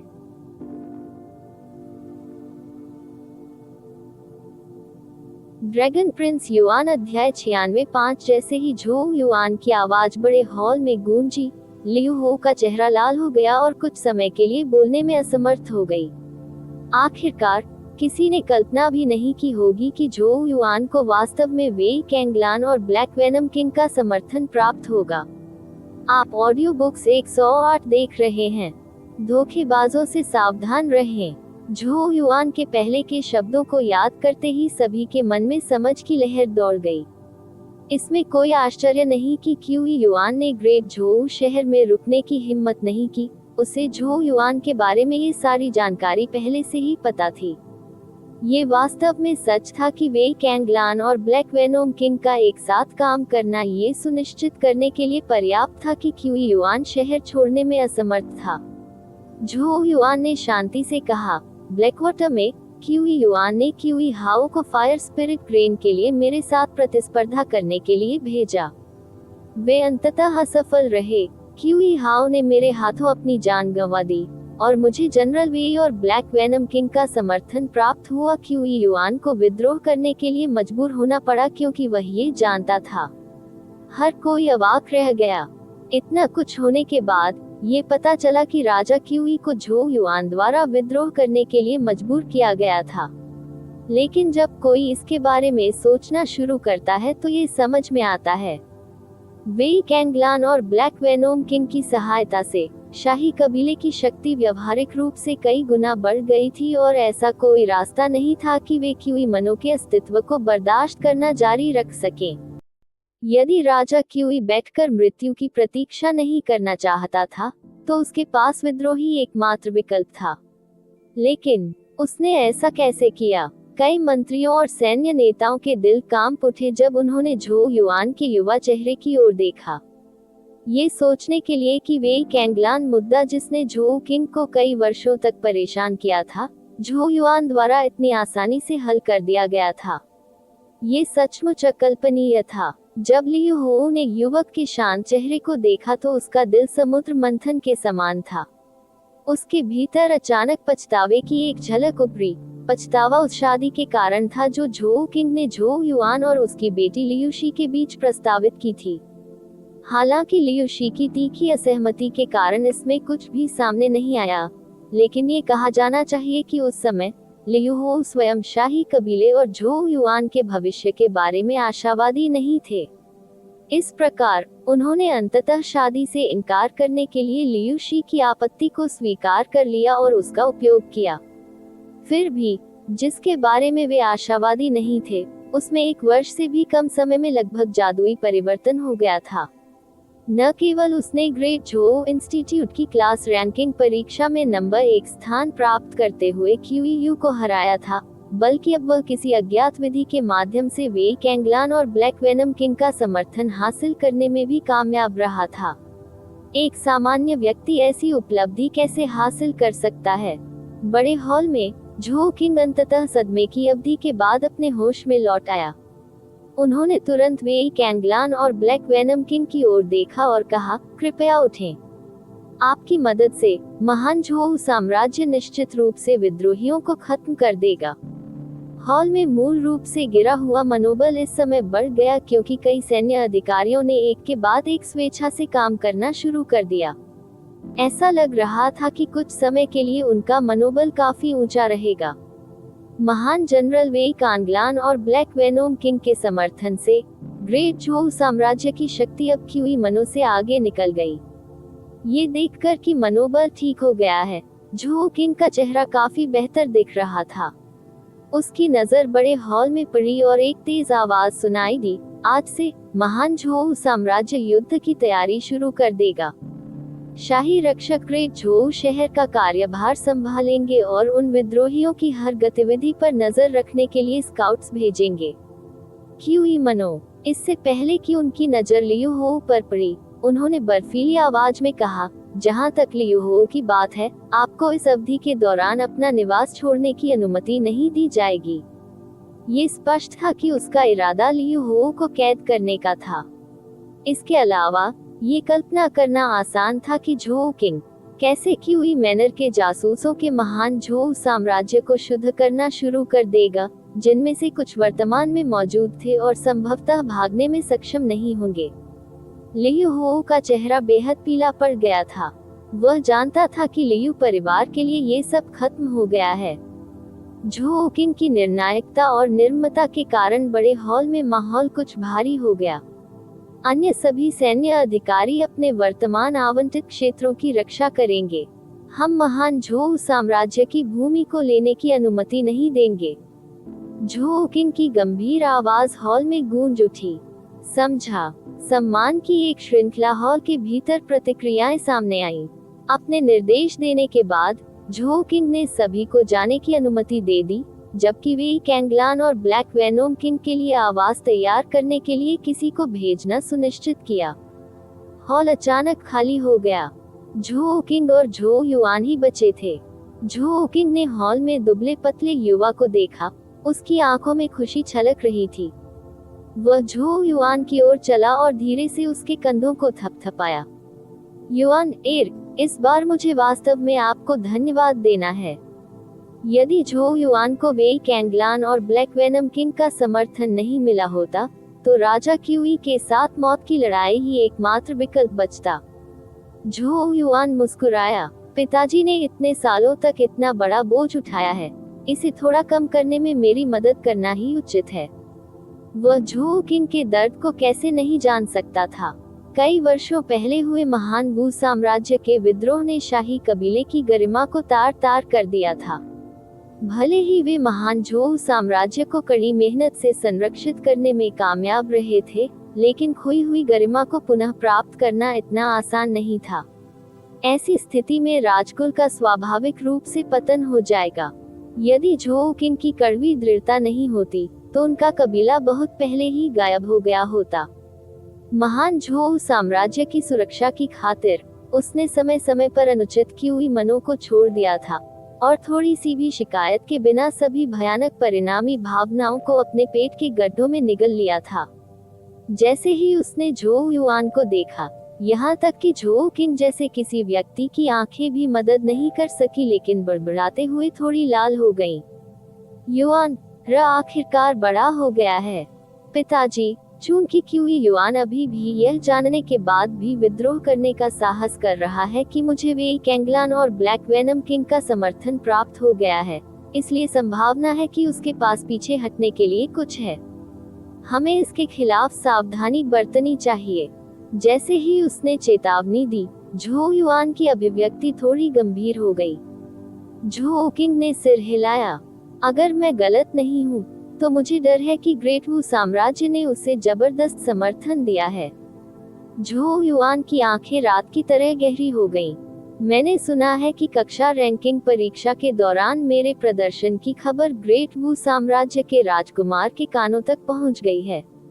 ऐसा इसलिए है क्योंकि वह व्यक्तिगत रूप से इससे निपटने के लिए परेशान नहीं हो सकता है, इसलिए वह मुझे खत्म करने के लिए राजा क्यूई का हाथ उधार लेना चाहता है। झोउ किंग ने अपने दांत पीस लिए जैसे ही हत्या उसकी आंखों में चमकने लगी। चिंता मत करो युवानर, वेई कैंगलान और ब्लैक वेनम किंग के साथ शाही कबीले के पास अब 3 अल्फा ओरिजिन विशेषज्ञ हैं, जो स्थिति को नियंत्रित करने के लिए पर्याप्त शक्तिशाली बल हैं। झो युआन ये सुनकर मुस्कुराया। 5 कहना अधिक सटीक है। झो किंग अचंभित रह गया। इस प्रकार झो युआन ने झो किंग को याओ याओ और टुनटुन के बारे में बताया। यदि याओ याओ और टुनटुन नहीं होते तो मुझे डर है कि हम ब्लैक वेनम किंग को वश में नहीं कर पाते, और यहाँ तक कि वेई कैंगलान को भी इस विद्रोह से कोई परेशानी नहीं होती। सच कहूं तो वेई कैंगलान और ब्लैक वेनम किंग को वश में करने का काम बलपूर्वक किया गया था। अंतर केवल इतना था कि वेई कैंगलान की स्थिति नर्म थी, जबकि ब्लैक वेनम किंग की सीधी और कठिन थी। झो किंग ने आह भरी। याओ याओ वास्तव में हमारे झो कबीले का उपकारक है। मैं वास्तव में नहीं जानता कि हम उसका बदला कैसे चुका पाएंगे। झो युआन मुस्कुराया। यदि पिता बड़ी बहन याओ याओ को धन्यवाद देना चाहते हैं, तो उन्हें वह सारी अच्छी शराब दें जो आप बचा रहे हैं। मुझे यकीन है कि वह बहुत खुश होंगी। झो किंग के होठों पर एक छोटी सी मुस्कान उभर आई। ठीक है, वे उसे दे दिए जाएंगे। पिता और पुत्र ने एक दूसरे को देखा और जोर जोर से हंसने लगे। ऑडियो बुक्स 108 कॉम पर नए हैप्टर पूरी तरह से अपडेट किए जाएंगे। थोड़ी देर हंसने के बाद झो युआन ने अपना सिर उठाया और हॉल के बाहर दूर तक देखा, जहां काले बादल इकट्ठा होते दिख रहे थे, और उसने धीरे से कहा, चिंता मत करो पिता, महान झो साम्राज्य ठीक हो जाएगा। तब मैं बहुत छोटा था और स्वयं कुछ भी करने में सक्षम हुए बिना केवल आप दोनों को मेरी रक्षा करने की अनुमति दे सकता था। लेकिन अब यह अलग है। अब अगर वे अब भी कुछ करने की हिम्मत करते हैं, तो उन्हें पहले पूछना होगा कि क्या मैं सहमत हूँ। झो युआन के चेहरे पर मुस्कुराहट में एक अंतहीन ठंडक समाई हुई लग रही थी। जो कुछ उन्होंने ले लिया है वह देर सबेर हम वापस ले लेंगे। और अब हम क्यूई मैनर से शुरुआत करेंगे। ड्रैगन प्रिंस युआन अध्याय 97 युद्ध की घोषणा। क्यूई मनो के विद्रोह और महान क्यूई साम्राज्य की स्थापना की उनकी घोषणा ने निस्संदेह शुरुआत की ऊंची लहरें जो पूरे ग्रेट झोउ साम्राज्य में बह गईं। सभी को डर था कि कई साल पहले की घटनाएं एक बार फिर से दोहराई जाएंगी। कुछ समय के लिए सभी के दिल घबराहट में डूब गए। आप ऑडियो बुक्स 108 देख रहे हैं। धोखेबाजों से सावधान रहें। क्यूई मनो के विद्रोह के साथ साथ ग्रेट क्यूई साम्राज्य की स्थापना की उनकी घोषणा ने निस्संदेह विशाल लहरें पैदा कर दी जो पूरे ग्रेट झोउ साम्राज्य में फैल गईं। सभी को डर था कि कई साल पहले की घटनाएं एक बार फिर से दोहराई जाएंगी। कुछ समय के लिए सभी के दिल घबराहट में डूब गए। हालांकि इसी समय वेई कैंगलान ग्रेट झोउ शहर में प्रकट हुए और ग्रेट झोउ साम्राज्य के महान जनरल के रूप में अपनी स्थिति के साथ घोषणा की कि क्यूई मनो विद्रोही थे और उनसे बल प्रयोग से निपटा जाएगा। वेई कैंगलान ग्रेट झोउ साम्राज्य में एक प्रसिद्ध और सम्मानित व्यक्ति थे। ये केवल इसलिए था क्योंकि उन्होंने पिछले कुछ वर्षों से कैंगलान काउंटी नहीं छोड़ा था। अफवाहें फैल गई थी कि उनके और शाही कबीले के बीच मतभेद थे। उनकी उपस्थिति ने इन अफवाहों को तुरंत दूर कर दिया, साथ ही नागरिकों के परेशान दिलों को थोड़ा कम कर दिया। वेई कैंगलान के बाद ब्लैक वेनोम किंग भी प्रकट हुए और घोषणा की कि ब्लैक वेनोम सिटी ने ग्रेट झोउ साम्राज्य को सौंप दिया है। इसकी खबर से हंगामा की लहर फैल गई। कुख्यात ब्लैक वेनम सिटी के बारे में कौन नहीं जानता था, जो लगातार ग्रेट झोउ सीमाओं का उल्लंघन करता था, लेकिन कौन सोच सकता था कि ऐसा क्रूर चरित्र इस मोड़ पर ग्रेट झोउ के सामने समर्पण करने का विकल्प चुनेगा। हालांकि इस खबर ने अनगिनत लोगों को स्तब्ध कर दिया, लेकिन इसने सभी को ग्रेट झोउ शाही कबीले में थोड़ा और विश्वास भी दिलाया। इसलिए लोगों के दिलों को राहत मिली। जबकि वेई कैंगलान और ब्लैक वेनम किंग के शामिल होने से ग्रेट झोउ साम्राज्य की ताकत और प्रतिष्ठा को बढ़ावा मिला, लेकिन क्यूई मनो की ओर से किसी भी प्रतिक्रिया का मामूली संकेत भी नहीं मिला। बाद में वे केवल अपनी सेनाओं को प्रशिक्षित करते रहे, जैसे कि वे पूरी तरह से अप्रभावित हों। राजा क्यूई युआन ने युद्ध की घोषणा भी भेज दी। हमारे सैनिक 10 दिनों के बाद ग्रेट झोउ शहर पहुंचेंगे। इस घोषणा से तुरंत अनगिनत हंगामा खड़ा हो गया। ऐसा प्रतीत होता है कि क्यूई युआन का इरादा समस्या की जड़ से निपटने का था। एक बार जब ग्रेट झोऊ शहर का उल्लंघन हुआ, तो शाही कबीले के भाग्य की कल्पना करना आसान था। Anyway update at audio books 108 com great Zhou को उखाड़ फेंका जाएगा। एकमात्र बात जो हर किसी को समझ में नहीं आई वह ये थी कि चूंकि अब ग्रेट झोऊ सिटी में 3 अल्फा ओरिजिन विशेषज्ञ तैनात थे, तो क्यूई युआन को युद्ध की ऐसी घोषणा करने का आत्मविश्वास कहां से मिला। 10 दिनों के बाद सैनिक ग्रेट झोऊ शहर पहुंचेंगे। एक निश्चित आंगन में झोऊ युआन ने अपने हाथों में युद्ध की घोषणा को देखा और उसकी आंखों में विचार की रेखाएं तैरने लगी। ये घोषणा स्पष्ट रूप से क्यूई युआन के आत्मविश्वास का प्रतिनिधित्व करती है। इस आत्मविश्वास के बिना क्यूई युआन की घोषणा असफल होने पर उसकी प्रतिष्ठा के लिए एक बड़ा झटका बन जाएगी। ऐसा लगता है कि उन्हें ग्रेट वू साम्राज्य से भारी मात्रा में समर्थन प्राप्त हुआ है। झोऊ युआन की आंखें ठंडी हो गईं और वह रोंगटे खड़े कर देने वाली आवाज में खुद से बुदबुदाया, ग्रेट वू का राजकुमार जिसने मेरा आशीर्वाद चुरा लिया, वह वास्तव में मेरे शांतिपूर्ण दिनों को नापसंद करता है। राजा क्यूई को चाहे जो भी समर्थन मिला हो, उनके पास एकमात्र विकल्प बलपूर्वक जवाब देना और हर कदम का जवाब देना था। झोऊ युआन ने अपने दिल में भावनाओं को दबाते हुए गहरी सांस ली। अब सबसे महत्वपूर्ण काम जो उसे करना था वह था पैट्रिक ड्रैगन शास्त्र के पहले स्तर को सीखना और ओमनी पायथन क्यूई की खेती करना। एक बार जब उसने इस उत्पत्ति क्यूई की खेती की, तो उसने वास्तव में क्यूई पोषण चरण के दायरे में कदम रखा होगा। उसके पास पहले ऐसा करने का समय नहीं था क्योंकि वह ग्रेट झोऊ सिटी में वापस जा रहा था, इसलिए वर्तमान क्षण सबसे उपयुक्त था। क्या आप तैयार हैं? उधर से एक मधुर स्वर प्रसारित हुआ। याओ याओ टुनटुन को लेकर एक तरफ बैठी थी और वह झोऊ युआन को घूर रही थी। झोऊ युआन ने गंभीरता से सिर हिलाया।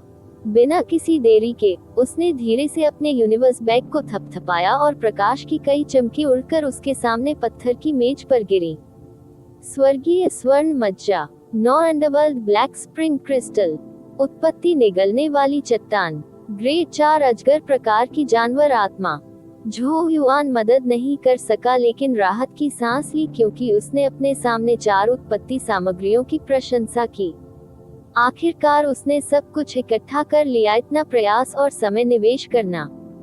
उसकी आंखों में धीरे धीरे प्रत्याशा के साथ साथ उत्साह भी झलकने लगा। ये वह दिन था जिसका झोऊ युआन पैट्रिक ड्रैगन शास्त्र प्राप्त करने के बाद से ही इंतजार कर रहा था।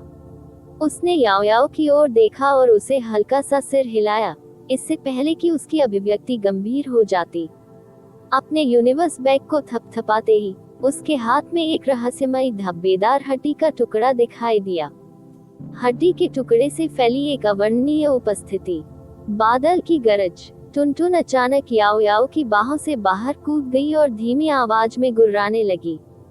हल्की लाल रंग की रोशनी उसके अब कठोर रूप से उभरे हुए फर पर बहती हुई प्रतीत हो रही थी, जैसे कि वह युद्ध मोड में परिवर्तित होने वाली थी। हालांकि टुनटुन ने पहले ही हड्डी के टुकड़े का सामना कर लिया था, फिर भी उसने रहस्यमय हड्डी के टुकड़े पर गहरी सावधानी दिखाई। झोऊ युआन ने स्पष्ट रूप से उत्तेजित टुनटुन पर नजर डाली। यहाँ तक कि उसके जैसा एक रहस्यमय जेनेसिस जानवर भी पैट्रिक ड्रैगन की हड्डी के टुकड़े से बहुत सावधान था। कोई कल्पना कर सकता है कि पौराणिक पैट्रिक ड्रैगन कितना शक्तिशाली था। पैट्रिक ड्रैगन हड्डी के भीतर पैट्रिक ड्रैगन शास्त्र प्राप्त करने के लिए किसी को कुंजी के रूप में ड्रैगन प्रकार के आशीर्वाद का उपयोग करने की आवश्यकता होती है।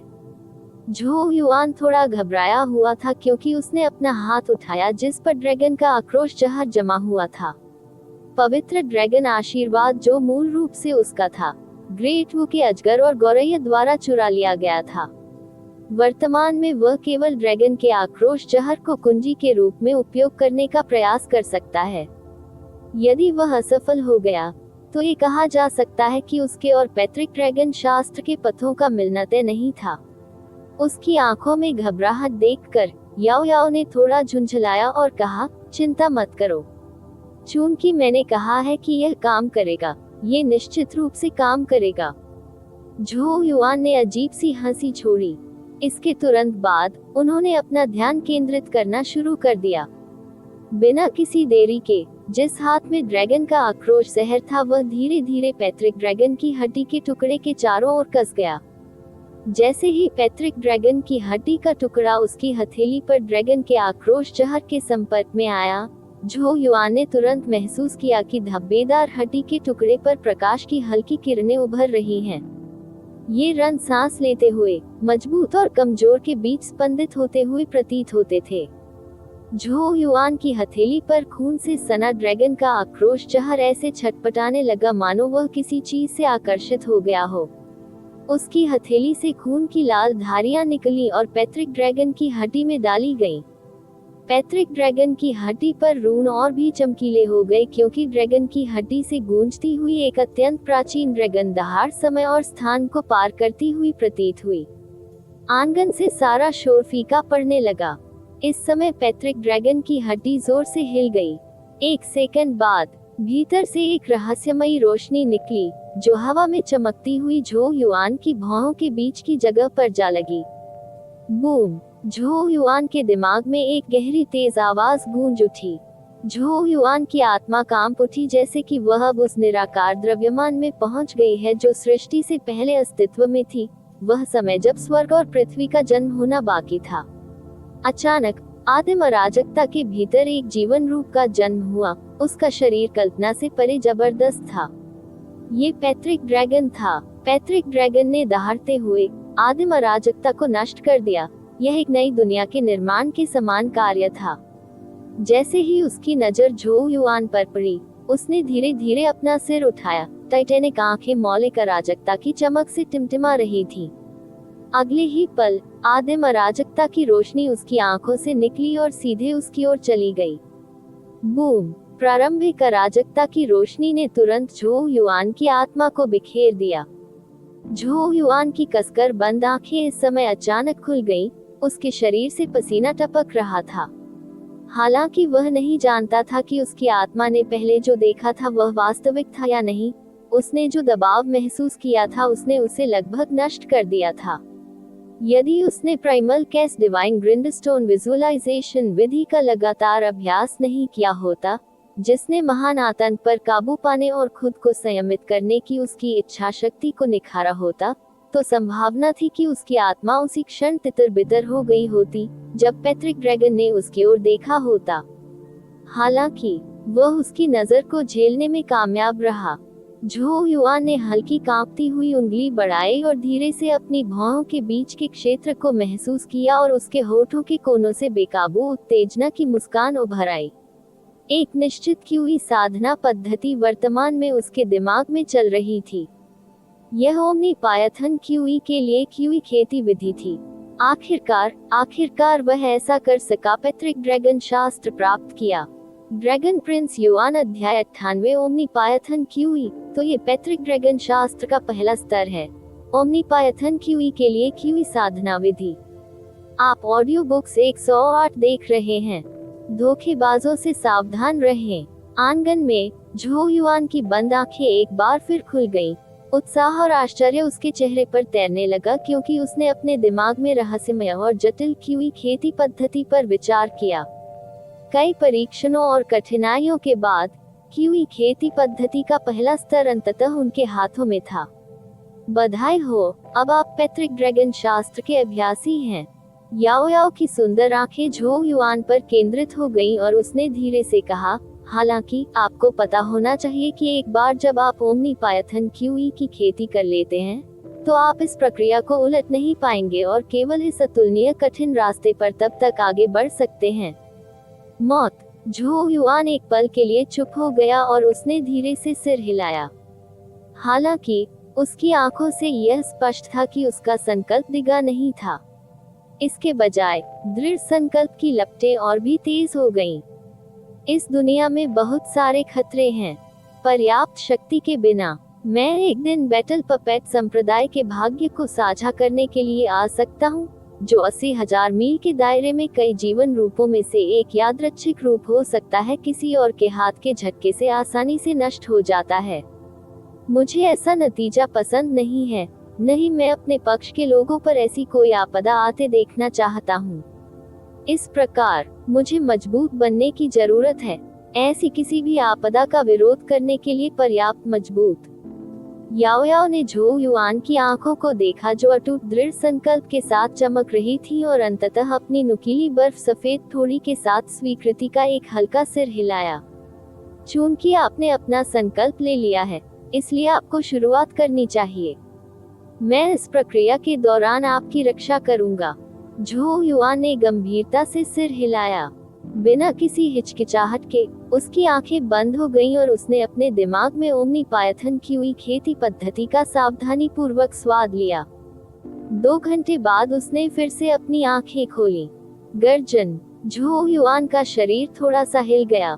उसकी पीठ ऊपर की ओर झुक गई, जबकि उसकी हड्डियां ऐसे कंपन कर रही थी मानो उसके शरीर के भीतर एक ड्रैगन की दहाड़ गूंज रही हो। ये ड्रैगन ब्रीथिंग विधि थी, वर्तमान में झोउ युआन द्वारा उपयोग की जाने वाली ड्रैगन ब्रीदिंग पद्धति से अब उसे अपना मुंह खोलने की आवश्यकता नहीं है। जैसे ही उसने सांस ली, आसपास के जेनेसिस क्यूई सफेद तारों में तब्दील हो गए और वे लगातार ऊपर की ओर बढ़ते रहे, उसकी सांस के साथ उसकी नाक के माध्यम से उसके शरीर में सुरंग बनाते रहे। इससे पता चला कि उसने ड्रैगन ब्रीथिंग पर एक निश्चित स्तर की महारत हासिल कर ली थी और आसपास के जेनेसिस क्यूई को लेने के लिए सांस लेते समय वह ड्रैगन ब्रीथिंग का उपयोग करने में सक्षम था। हालांकि झोउ युआन की महारत अभी उस स्तर तक नहीं पहुंची थी जहां वह इस स्थिति को लंबे समय तक बनाए रख सके। यदि उसे भविष्य में इसे पूर्णता के बिंदु तक पॉलिश करना था, तो यहाँ तक कि उसकी दैनिक सामान्य सांस भी उसे आसपास के जेनेसिस क्यूई को लेने और लगातार खेती करने की अनुमति देगी। जेनेसिस क्यूई झोउ युआन के शरीर के भीतर प्रसारित हुई, उसके 8 मेरिडियन चैनलों के माध्यम से बहती हुई अंततः उसके क्यूई निवास में प्रवाहित हुई। उनके क्यूई निवास में जेनेसिस क्यूई क्रिस्टल की तरह शुद्ध थी और धुंध की तरह तैर रही थी। एक विचार के साथ उसके क्यूई आवास में जेनेसिस क्यूई कंपन करने लगी, धीरे धीरे एक भावर में बदल गई, जैसे कि उसे किसी चीज की ओर खींचा जा रहा हो। जेनेसिस क्यूई को इस प्रकार धीरे धीरे संकुचित किया जाने लगा। जब उसके क्यूई आवास में जेनेसिस क्यूई घूमने लगी, झोउ युआन ने स्वर्गीय स्वर्ण मज्जा को पकड़ने की गति बनाई और उसे चमकदार सुनहरे तरल की एक बूंद की तरह अपने हाथ में चूस लिया। जैसे ही वह उसकी हथेली पर गिरा, जेनेसिस क्यूई तेजी से उसके चारों ओर लिपट गई और उसे उसके शरीर में ले आई। ये झोउ युआन के मध्याह्न चैनलों के माध्यम से बंद हो गया और उसके क्यूई निवास में प्रवेश कर गया। स्वर्गीय स्वर्ण मज्जा जल्द ही जेनेसिस क्यूई से बने भावर में डाल दिया गया, जो तुरंत प्रकाश के अनगिनत सुनहरे छींटों में बदल गया। इस प्रकार मूल रूप से शुद्ध जेनेसिस क्यूई धीरे धीरे एक फीकी लेकिन तेज आभा के रूप में चमकदार सोने में बदल गई। 9 अंडरवर्ल्ड ब्लैक स्प्रिंग क्रिस्टल। बिना रुके झोउ युआन ने 9 अंडरवर्ल्ड ब्लैक स्प्रिंग क्रिस्टल को पकड़ लिया।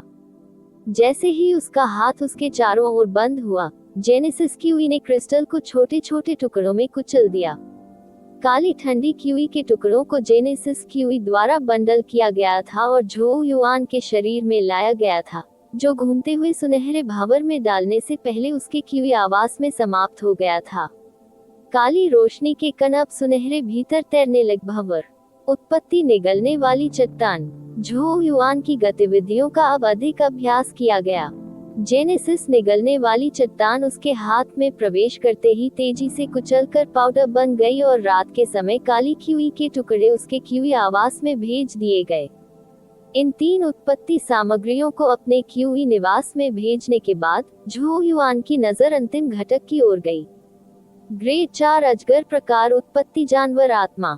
इस समय याओ याओ ने अचानक चेतावनी दी, जब आप इस सामग्री को मिलाते हैं तो आपको अधिक सावधान रहने की आवश्यकता होती है। जेनेसिस जानवर की आत्मा स्वभाव से बेहद क्रूर होती है और थोड़ी सी भी दुर्घटना के परिणामस्वरूप आपकी आत्मा भस्म हो सकती है। पिछली 3 उत्पत्ति सामग्रियों को जोड़ने की तुलना में ये कदम निस्संदेह कई गुना अधिक खतरनाक था। झोउ युआन जवाब में केवल आत्मविश्वास से मुस्कुराया। अगर इसका भौतिक शरीर अभी भी होता तो मैं इससे डर सकता था, लेकिन एक साधारण पशु आत्मा मेरे लिए कोई खतरा नहीं है। जैसे ही उसके शब्द फीके पड़ गए, उसकी दोनों हथेलियां अचानक क्रिस्टल की ओर घूम गईं, जिससे वह एक क्रूर फुसफुसाहट के रूप में टूट गया। रात की काली रोशनी की एक चमक तुरंत झो युआन की भौहों के बीच की ओर चली गई। ये ग्रेट 4 पायथन प्रकार की जेनेसिस जानवर आत्मा थी। हंस हंस। रात की काली रोशनी जिसमें एक अजगर की छाया थी, जैसे ही वह झो युआन के सिर में घुसी, सीधे क्रॉस लेग भ्रामक आकृति की ओर मुड़ गई। बाद वाले को निगलने के इरादे से उसका मुंह पूरा खुल गया। आपके पास यहाँ अपनी इच्छानुसार कार्य करने की योग्यता नहीं है। झो युआन की आत्मा ने एक बर्फीली हंसी छोड़ी, जैसे ही वह चमकी और धुंधली हो गई। सृष्टि का निराकार द्रव्यमान तेजी से नीचे उतरा, जैसे एक अंतहीन प्रारंभिक अराजकता दिव्य ग्रिंडस्टोन धीरे धीरे आकाश से गिर गया। इस दृश्य से अजगर का रूप तुरंत उसकी आत्मा से भयभीत हो गया। ये स्पष्ट रूप से प्रतीत होने वाले अनंत प्राइमल कैस डिवाइन ग्रिंडस्टोन से असीमित मात्रा में भय महसूस कर सकता है। आतंक की एक तेज फुसफुसाहट के बाद वह पलट गया और बिना किसी हिचकिचाहट के भाग गया। हालांकि धब्बेदार दिव्य ग्रिंडस्टोन अंतरिक्ष के माध्यम से यात्रा करने में सक्षम था। अजीब बात है, जैसे ही वह नीचे उतरा, अजगर का छायाचित्र ग्रिंडस्टोन के सामने दिखाई दिया, जिससे अजगर विस्मृत हो गया। झो युआन की आत्मा ने इस पल में खुद को प्रकट किया और रात की काली रोशनी के अनगिनत टुकड़े उसकी ओर इकट्ठा होते हुए उसकी हथेली में एक धुंधले अजगर के आकार में तब्दील हो गए। नवगठित अजगर की छाया में अब कोई क्रूरता नहीं थी। उसकी सांप की आंखें बेजान और सुस्त थीं, जैसे कि उसका दिमाग छीन लिया गया हो और नष्ट कर दिया गया हो। झो युआन की आत्मा ने अपना हाथ घुमाया और उसके क्यूई आवास पर और घूमते हुए जेनेसिस क्यूई भंवर में धुंधले अजगर के चित्र को डाला। सभी 4 उत्पत्ति सामग्रियां अब मौजूद थीं। झो युआन ने ध्यान केंद्रित किया और ओमनी पायथन क्यूई खेती विधि के अनुसार जेनेसिस क्यूई भंवर को धीरे धीरे फ्यूजिंग और टेम्परिंग करना शुरू कर दिया। पलक झपकते ही 7 दिन बीत गए। इन 7 दिनों के दौरान झो युआन का शरीर चट्टान की तरह स्थिर था और यहाँ तक कि उसकी सांसें भी काफी हल्की हो गई थी। इस बीच में उसके शरीर की सतह पर एक गहरी सुनहरी चमक झिलमिला उठती थी। ऐसा लग रहा था मानो उसके शरीर में एक अनोखी आभा उमड़ रही हो। इन 7 दिनों के दौरान झो किंग, किन यू और सू युवे झो युआन को देखने आए, लेकिन ये देखकर कि वह एक महत्वपूर्ण मोड़ पर था, उसे परेशान करने की हिम्मत नहीं हुई। 8वें दिन जब सूरज की पहली किरणें झो युआन के शरीर पर पड़ी, तो उसके स्थिर शरीर ने आखिरकार झटका खाया। HSS update at audio books 108 com एक विशाल अजगर की फुफकार उसके शरीर के भीतर से निकलती हुई प्रतीत हो रही थी, जिससे उसकी क्यूई और रक्त उबलने लगा और कांपने लगा। स्विश। झो युआन की कसकर बंद आंखें इस समय खुल गईं। गहरे सोने की उत्पत्ति क्यूई के टुकड़ों के रूप में भीतर से सुनहरी रोशनी उसके शरीर से बाहर निकली और उसके चारों ओर घूमने लगी। जब गहरे सोने की जेनेसिस क्यूई उठी, तो झो युआन के सिर के ऊपर से एक सुनहरा अजगर क्यूई शरीर निकला, जो गड़गड़ाहट की तरह आकाश में फुफकार रहा था। इस दिन पैतृक ड्रैगन शास्त्र का पहला स्तर ओमनी पायथन क्यूई अंततः झो युआन द्वारा विकसित किया गया था। ड्रैगन प्रिंस युआन अध्याय 99 राजा क्यूई ने शहर को घेर लिया। गड़गड़ाहट। इस क्षण सारा प्रांगण कांप उठा। झो युआन के शरीर के चारों ओर गहरे सोने की जेनेसिस क्यूई लिपटी हुई थी। जेनेसिस क्यूई के भीतर कोई भी झो युआन के शरीर से आश्चर्यजनक दबाव के रूप में आकाश में फुफकारते हुए एक विशाल सुनहरे अजगर की आकृति को मुश्किल से देख सकता है। दरार पर धीरे धीरे दरारें बढ़ती। गिंगहरे सोने की जेनेसिस क्यूई के दबाव के कारण वह पत्थर के मंडप में था। आप ऑडियो बुक्स 108 देख रहे हैं। धोखेबाजों से सावधान रहें। ये दबाव धीरे धीरे कम होने से पहले काफी समय तक जारी रहा। झो युआन ने धीरे से अपना सिर नीचे किया और एकटक अपनी हथेलियों को देखता रहा, क्योंकि उसे महसूस हुआ कि वर्तमान में उसके शरीर में शक्ति उमड़ रही है। ऐसी शक्ति पहले से अतुलनीय थी। एक विचार के साथ उसने खुद को अपने क्यूई निवास में डुबो दिया। केवल ये देखने के लिए कि मूल रूप से शुद्ध जेनेसिस क्यूई अब पूरी तरह से गहरे सोने के जेनेसिस क्यूई में बदल गई थी। जैसे ही गहरे सोने की जेनेसिस क्यूई प्रवाहित हुई, कोई भी हल्के से सुनहरे अजगर की आकृति बना सकता था। उनके रक्त लाल क्यूई निवास से प्रकाश की किरणें निकलती थीं जो गहरे सोने की जेनेसिस क्यूई को लगातार नर्म और परिष्कृत करती थीं। यह ओमनी पायथन क्यूई है। झो युआन ने अपना सिर नीचे कर लिया और गहरे सोने की जेनेसिस क्यूई उसके हाथ पर घूम गई। वह महसूस कर सकता था कि उसकी उत्पत्ति क्यूई की शक्ति किसी भी क्यूई साधना पद्धति को सीखने से पहले की तुलना में कई गुना अधिक थी।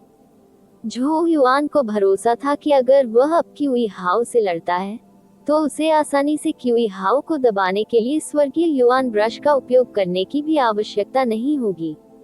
झो युआन की आंखों में आत्मविश्वास जाग गया और उसने खुद से कहा, मैं क्यूई पोषण चरण के बीच व्यवहारिक रूप से अजेय हूँ। याओ याओ ने टुनटुन को उठाया और वह बगल से चली। उसकी स्पष्ट आंखें झो युआन पर केंद्रित थीं।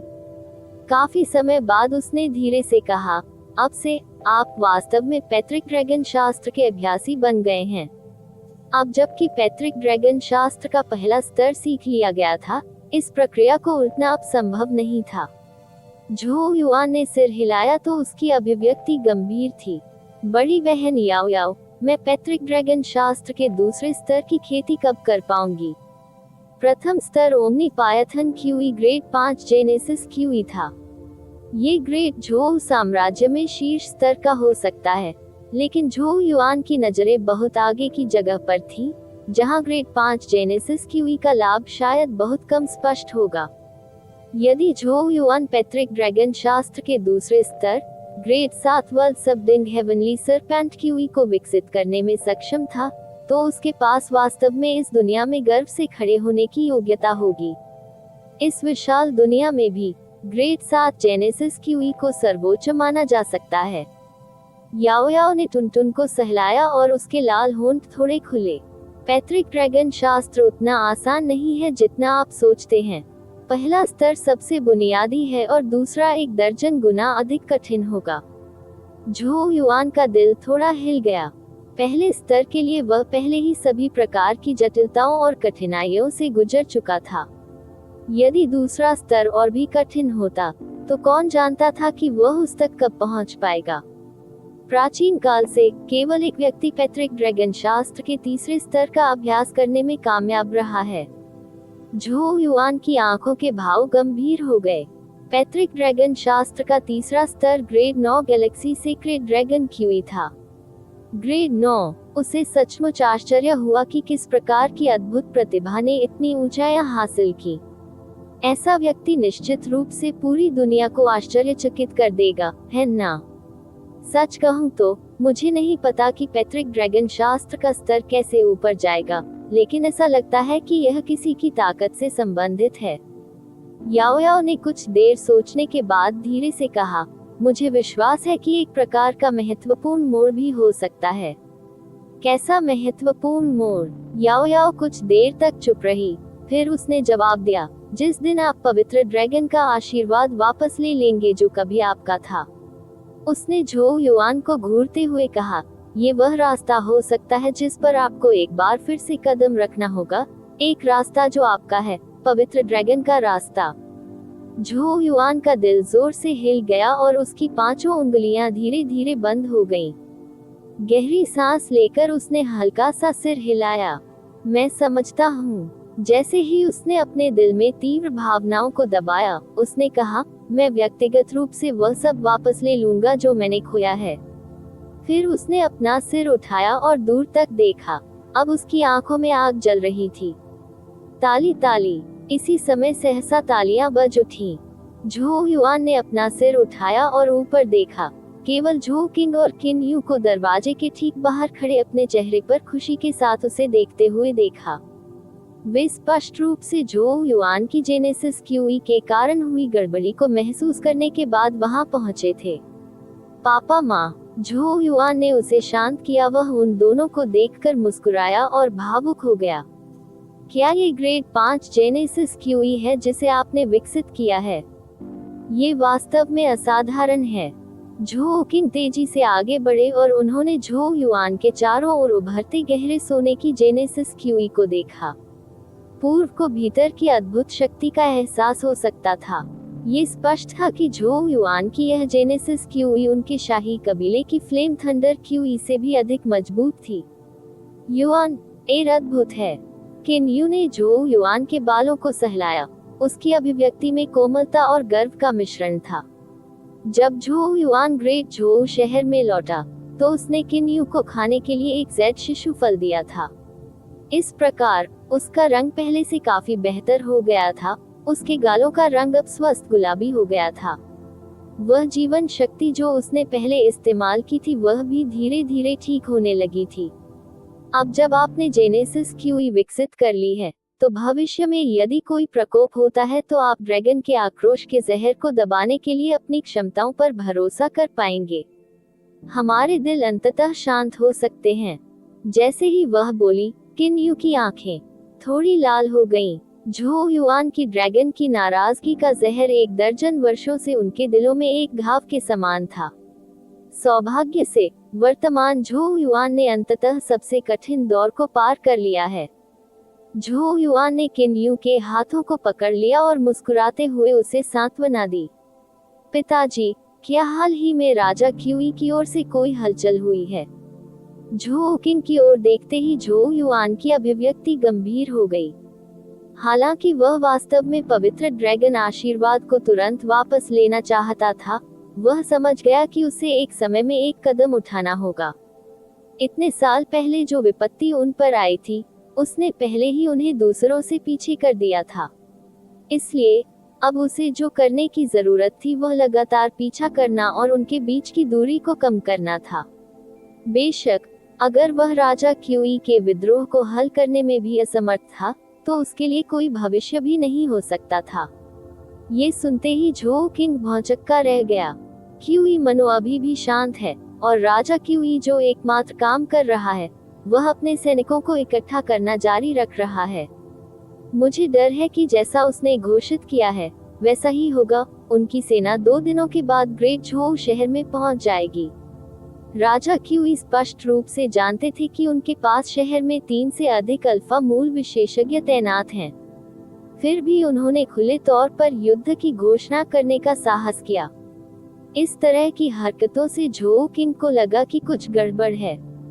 झोउ युआन ने धीरे से कहा, ऐसा लगता है कि ग्रेट वू ने राजा क्यूई को अत्यधिक समर्थन दिया है। हमें और अधिक सतर्क रहना होगा। झोउ किंग ने सिर हिलाया और उसकी आंखों में सिहरन पैदा करने वाली ठंडी रोशनी चमक उठी। कोई फर्क नहीं पड़ता कि राजा क्यूई को कितना समर्थन मिला है, हमारे पास अपनाने के लिए कोई अन्य रास्ता नहीं बचा है। झोउ किंग पहले ही एक बार साम्राज्य के विनाश से गुजर चुका था और उसने इस अनुभव को दोहराने की योजना नहीं बनाई थी। इस प्रकार वह कीमत की परवाह किए बिना ऐसी घटनाओं को दोबारा नहीं होने देंगे। यदि बाकी सब विफल हो गया तो ये सुनिश्चित करने के बाद कि झोउ युआन बच गया है, वह राजा क्यूई के साथ मरने को भी तैयार था। झोउ युआन ने सिर हिलाया क्योंकि उसकी आंखों में हत्या भी उभर आई थी। इस बार वह निश्चित रूप से कैंसर जैसे राजा क्यूई को खत्म कर देगा और ग्रेट झोउ में शांति लौटने देगा। अन्यथा आंतरिक उथल पुथल से ग्रस्त ग्रेट झोउ कभी भी ग्रेट वू साम्राज्य की बराबरी नहीं कर पाएगा। चाहे कुछ भी हो, राजा क्यूई को मरना ही होगा। अगले 2 दिनों में पूरे ग्रेट झोउ साम्राज्य से अनगिनत निगाहें राजा क्यूई पर केंद्रित थीं। उनके ध्यान में राजा क्यूई अंततः 9वें दिन चले गए।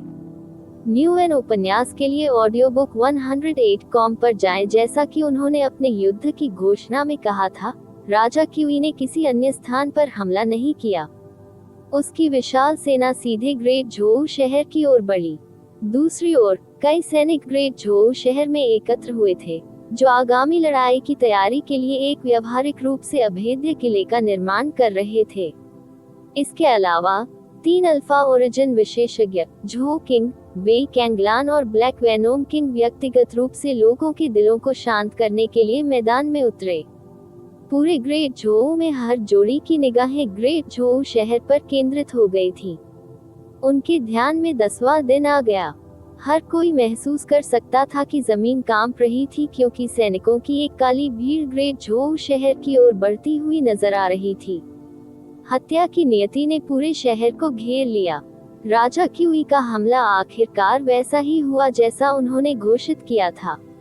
ड्रैगन प्रिंस युआन अध्याय 107 अल्फा उत्पत्ति दान। युद्ध के नगाड़ों की आवाज पूरे देश में गड़गड़ा रही थी, जैसे कि एक अंतहीन सेना किसी के छोर से उमड़ रही हो। दर्शनीय स्थल अंततः वे ग्रेट झोउ शहर से कई मील दूर रुक गए।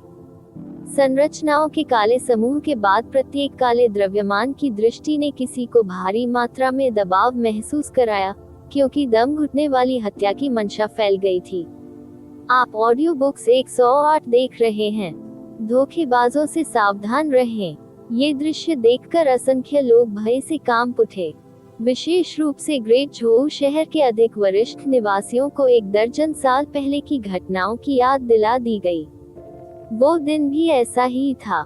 एक विशाल सेना ने शहर को घेर लिया था, जिससे उनके जबरदस्त विनाश के कारण शहर निराशा और आतंक में डूब गया था। शहर की दीवारों पर झोउ किंग ने सैनिकों के काले विशाल समूह को देखा। हालांकि उसके चेहरे के हाव भाव में कोई बदलाव नहीं आया था, लेकिन शहर की दीवार पर रखे हाथों से दरारें पड़ने लगी थीं।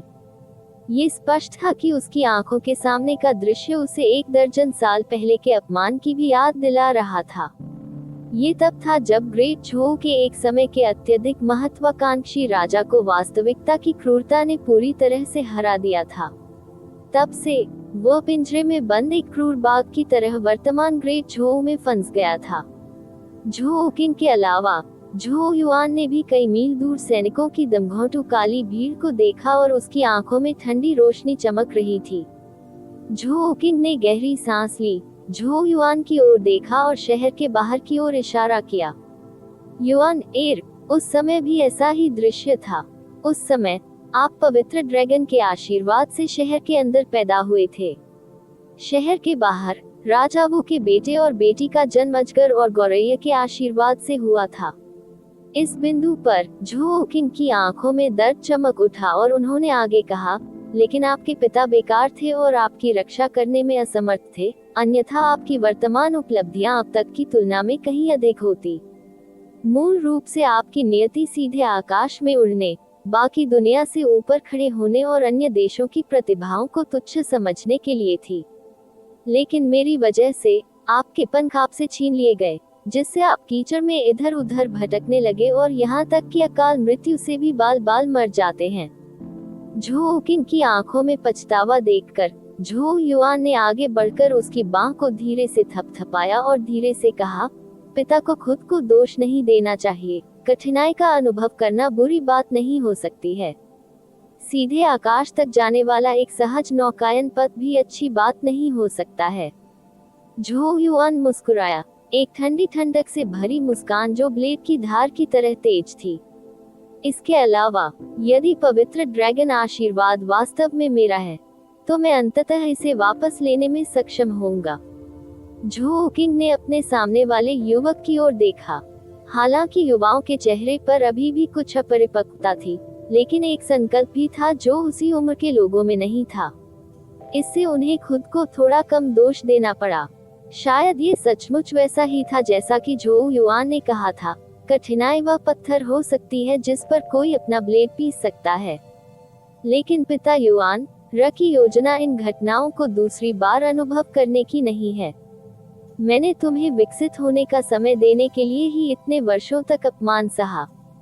अब जब आप बड़े हो गए हैं, तो इस देश की रक्षा के लिए मैं अब हार नहीं मानूंगा, भले ही मुझे अपनी जान भी देनी पड़े। झोउ किंग की आंखों की अभिव्यक्ति धीरे धीरे तेज हो गई, क्योंकि उसने दूरी में प्रतीत होने वाली अंतहीन सेना की ओर अपनी नजर डाली। दान युद्ध के ढोल की एक और धुन तब गूंजी जब राजा क्यूई की विशाल सेना के भीतर से एक काले घोड़े पर सवार एक आकृति धीरे धीरे बाहर आ रही थी। आकृति को युद्ध कवच का पूरा सेट पहनाया गया था और उसकी अभिव्यक्ति ठंडी और कठोर थी। ये राजा क्यूई युआन था। शहर के अंदर और बाहर दोनों तरफ से अनगिनत निगाहें उस पर टिक गईं। झोकिन की ठंडी बर्फीली निगाहें तुरंत क्यूई युआन पर टिक गईं और उसने ठंडी आवाज में कहा, क्यूई युआन तुम विद्रोही हो। तुम अब भी मेरे सामने खुद को दिखाने की हिम्मत करते हो। क्यूई युआन मेरे ये सुनकर हंसे और उत्तर दिया, बेकार झोकिन, ग्रेट झो की ऐसी स्थिति में आने का मुख्य कारण आप ही हैं। मैं आपको अपने शहर के द्वार खोलने और आत्मसमर्पण करने की सलाह देता हूं ताकि मैं शाही कबीले को उनका अंतिम अधिकार दे सकूं। सम्मान करो, अन्यथा एक बार शहर का उल्लंघन हो जाने पर मैं निश्चित रूप से शाही कबीले का वध कर दूंगा और शाही कब्र को जला दूंगा। अंत में क्यूई युआन की आवाज जहर से भरी हुई थी, जो स्पष्ट रूप से उसकी तीव्र घृणा को प्रदर्शित कर रही थी। झोकिन गुस्से से सफेद हो गए। उनकी आवाज ठंडी थी और उन्होंने जवाब दिया, इस विद्रोह को दबाने के बाद हर सदस्य आपके पूरे क्यूई कबीले का वध कर दिया जाएगा। क्यूई युआन ने एक मजाकिया हंसी उड़ाई, मुझे डर है कि तुम्हारे जैसे कुत्ते में क्षमता नहीं है। क्यूई युआन तुम गद्दार हो, अगर तुम ऐसे ही मूर्ख बने रहे तो आज तुम्हारा आखिरी दिन होगा। वेई कैंगलान की आवाज पूरे देश में गूंज उठी। झो युआन की नजर ब्लैक वेनम किंग की ओर गई। बाद वाले ने आगे बढ़ने से पहले असहाय होकर आह भरी और अंधेरे से कहा, सिर्फ एक अल्फा उत्पत्ति विशेषज्ञ और आपने ग्रेट झो सिटी पर हमला करने की हिम्मत की। मुझे डर है कि आपको पता भी नहीं चलेगा कि आप कैसे मरेंगे। ब्लैक वेनोम सिटी के सैनिक किसी भी समय आपकी वापसी को रोकने के लिए पहले से ही तैयार हैं। वेई कैंगलान और ब्लैक वेनोम किंग की उपस्थिति ने निस्संदेह क्यूई मैनर के पक्ष के लोगों को हिलाकर रख दिया। आखिरकार अल्फा ओरिजिन विशेषज्ञ बहुत शक्तिशाली शक्ति थे और कभी कभी लड़ाई का रुख तय करने के लिए पर्याप्त थे। ग्रेट झो में 3 अल्फा उत्पत्ति विशेषज्ञ थे, जबकि क्यूई मनो में केवल राजा क्यूई थे। दोनों शिविरों की शीर्ष स्तरीय युद्ध शक्ति स्पष्ट रूप से बहुत असमान थी। हालांकि क्यूई युआन की अभिव्यक्ति अपरिवर्तित रही। वह शहर की दीवारों के ऊपर 3 अल्फा उत्पत्ति विशेषज्ञों को घूरता रहा और उसके मुंह के कोने एक अजीब सी मुस्कान के साथ ऊपर उठे। 3 अल्फा उत्पत्ति विशेषज्ञ, क्या जबरदस्त लाइनअप है। चूंकि ऐसा है, तो आइए आज मैं अपने आत्मविश्वास के पीछे का कारण बताता हूँ। क्यूई युआन के होठों पर मजाक और भी अधिक बढ़ गया। मेरे साथियों, कृपया बाहर आएं और अपने पुराने दोस्तों का स्वागत करें। जैसे ही क्यूई युआन के शब्द फीके पड़ गए, सेना अचानक अलग हो गई और 6 लोग धीरे धीरे बाहर चले गए। जैसे ही ये 6 आकृतियां प्रकट हुई, शक्तिशाली जेनेसिस क्यूई उनके सिर के ऊपर से निकली। जेनेसिस क्यूई ने क्षेत्र को भर दिया और अपने साथ एक आश्चर्यजनक दबाव भी लाया। इन 6 आकृतियों में से प्रत्येक अल्फा उत्पत्ति विशेषज्ञ थे। हंगामा। ग्रेट झो शहर में तुरंत धरती हिला देने वाला हंगामा मच गया क्योंकि अनगिनत लोग इस दृश्य को भयभीत होकर देख रहे थे। किसी को उम्मीद नहीं थी कि 6 अल्फा मूल विशेषज्ञ क्यूई युआन के पक्ष में उपस्थित होंगे। झो युआन की पुतलियां भी थोड़ी सिकुड़ गईं। क्या ये वह समर्थन था जो महान वू साम्राज्य ने दिया था? झो किंग की नजर उभरी हुई 6 आकृतियों पर टिकी हुई थी। उसकी अभिव्यक्ति अत्यंत विकृत हो गई क्योंकि उसके हाथों ने सीधे शहर की दीवार के एक हिस्से को कुचल दिया। यह ऐसा था मानो उसने किसी घृणित शत्रु को देख लिया हो। हे, हमें आपकी महामुहिम से मुलाकात हुए कई साल हो गए हैं। हमें उम्मीद है कि आप ठीक होंगे।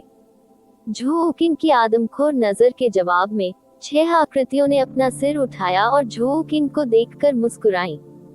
झाओ तियानलुन, लिन न्यान, वांग काउटियन, उद्धरण चिन्ह ... उद्धरण चिन्ह। झो किंग के दांतों के बीच से प्रत्येक नाम धीरे धीरे उगल रहा था। उसकी आवाज नफरत से उबल रही थी। वेई कैंगलान ने भी उन 6 आकृतियों को घूर कर देखा और दांत पीसते हुए धीरे से कहा, सोचने के लिए कि ये वे 6 विश्वासघाती होंगे।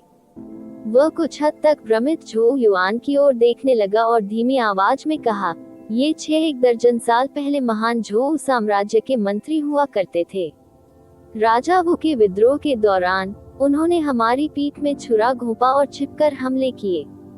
इसका परिणाम ये हुआ कि हमारी सेना का पेट दुश्मन के लिए खुला हो गया और हमारे पास भागने के अलावा कोई विकल्प नहीं बचा।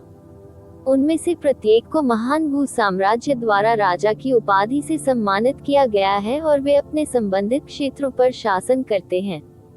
मैंने कभी नहीं सोचा था कि क्यूई युआन इस बार उनकी सहायता प्राप्त करेगा। इस बिंदु पर वेई कैंगलान की अभिव्यक्ति पहले से ही गंभीर हो गई थी। इन 6 व्यक्तियों की उपस्थिति ने ग्रेट झोउ के किसी भी लाभ को तुरंत खत्म कर दिया था। क्यूई युआन को जोड़ने पर क्यूई मनो की ओर से अल्फा मूल विशेषज्ञों की संख्या अब 7 हो गई है। झोउ युआन ने भौहें चढ़ा दी। कोई आश्चर्य नहीं कि क्यूई युआन ने युद्ध की घोषणा करने का साहस किया। इससे पता चलता है कि उन्हें भारी मात्रा में समर्थन प्राप्त हुआ था। ऐसा लगता है कि ग्रेट वू साम्राज्य का एक निश्चित व्यक्ति वास्तव में ग्रेट झोउ को मिटा देना चाहता था। Red latest chapter audio books पर केवल 108 CO झोउ किंग ने रोंगटे खड़े कर देने वाली आवाज में पूछा, तो ग्रेट वू ने पहले ही कार्रवाई करने का फैसला कर लिया है। अल्फा ओरिजिन के 6 विशेषज्ञों में से एक ने जवाब देते हुए मंद मंद मुस्कुराया, राजा वो अपने वचन का पक्का व्यक्ति है। चूंकि उसने प्रतिज्ञा की थी कि ग्रेट वू 100 वर्षों तक ग्रेट झोउ में कदम नहीं रखेगा, इसलिए वह स्वाभाविक रूप से इसका पालन करेगा। जहां तक हम 6 लोगों की बात है, इस बिंदु पर उसके होठों पर एक प्यारी सी मुस्कान उभर आए और उसने आगे कहा, कई दिन पहले हमने घोषणा की थी कि हमने ग्रेट वू साम्राज्य छोड़ दिया है और ग्रेट क्यूई में शामिल हो गए हैं। दूसरे शब्दों में, हम ग्रेट वू के सदस्य नहीं हैं और राजा वू स्वाभाविक रूप से अपने फैसले से पीछे नहीं हटे हैं। प्रतिज्ञा दरार। झोउ क्वीन की मुट्ठियां कसकर बंद हो गईं, जैसे ही कर्कश आवाजें उभरी। साफ था कि वह अंदर ही अंदर गुस्से में था। झोउ किंग को घूरते हुए क्यूई युआन मजाकिया ढंग से मुस्कुराया। इसके बाद शक्तिशाली जेनेसिस क्यूई की सहायता से पूर्व की आवाज को ग्रेट झोउ शहर के प्रत्येक व्यक्ति तक पहुंचाया गया। झोउ किंग, मैं तुम्हें अपना निर्णय लेने के लिए आधा दिन दूंगा। आधे दिन के बाद मैं शहर पर हमला करूंगा। जब वह समय आएगा तो सभी प्रतिरोधों का वध कर दिया जाएगा। उनकी कातिल आवाज ने अनगिनत लोगों को कांपने पर मजबूर कर दिया और उनके दिलों में डर भर गया।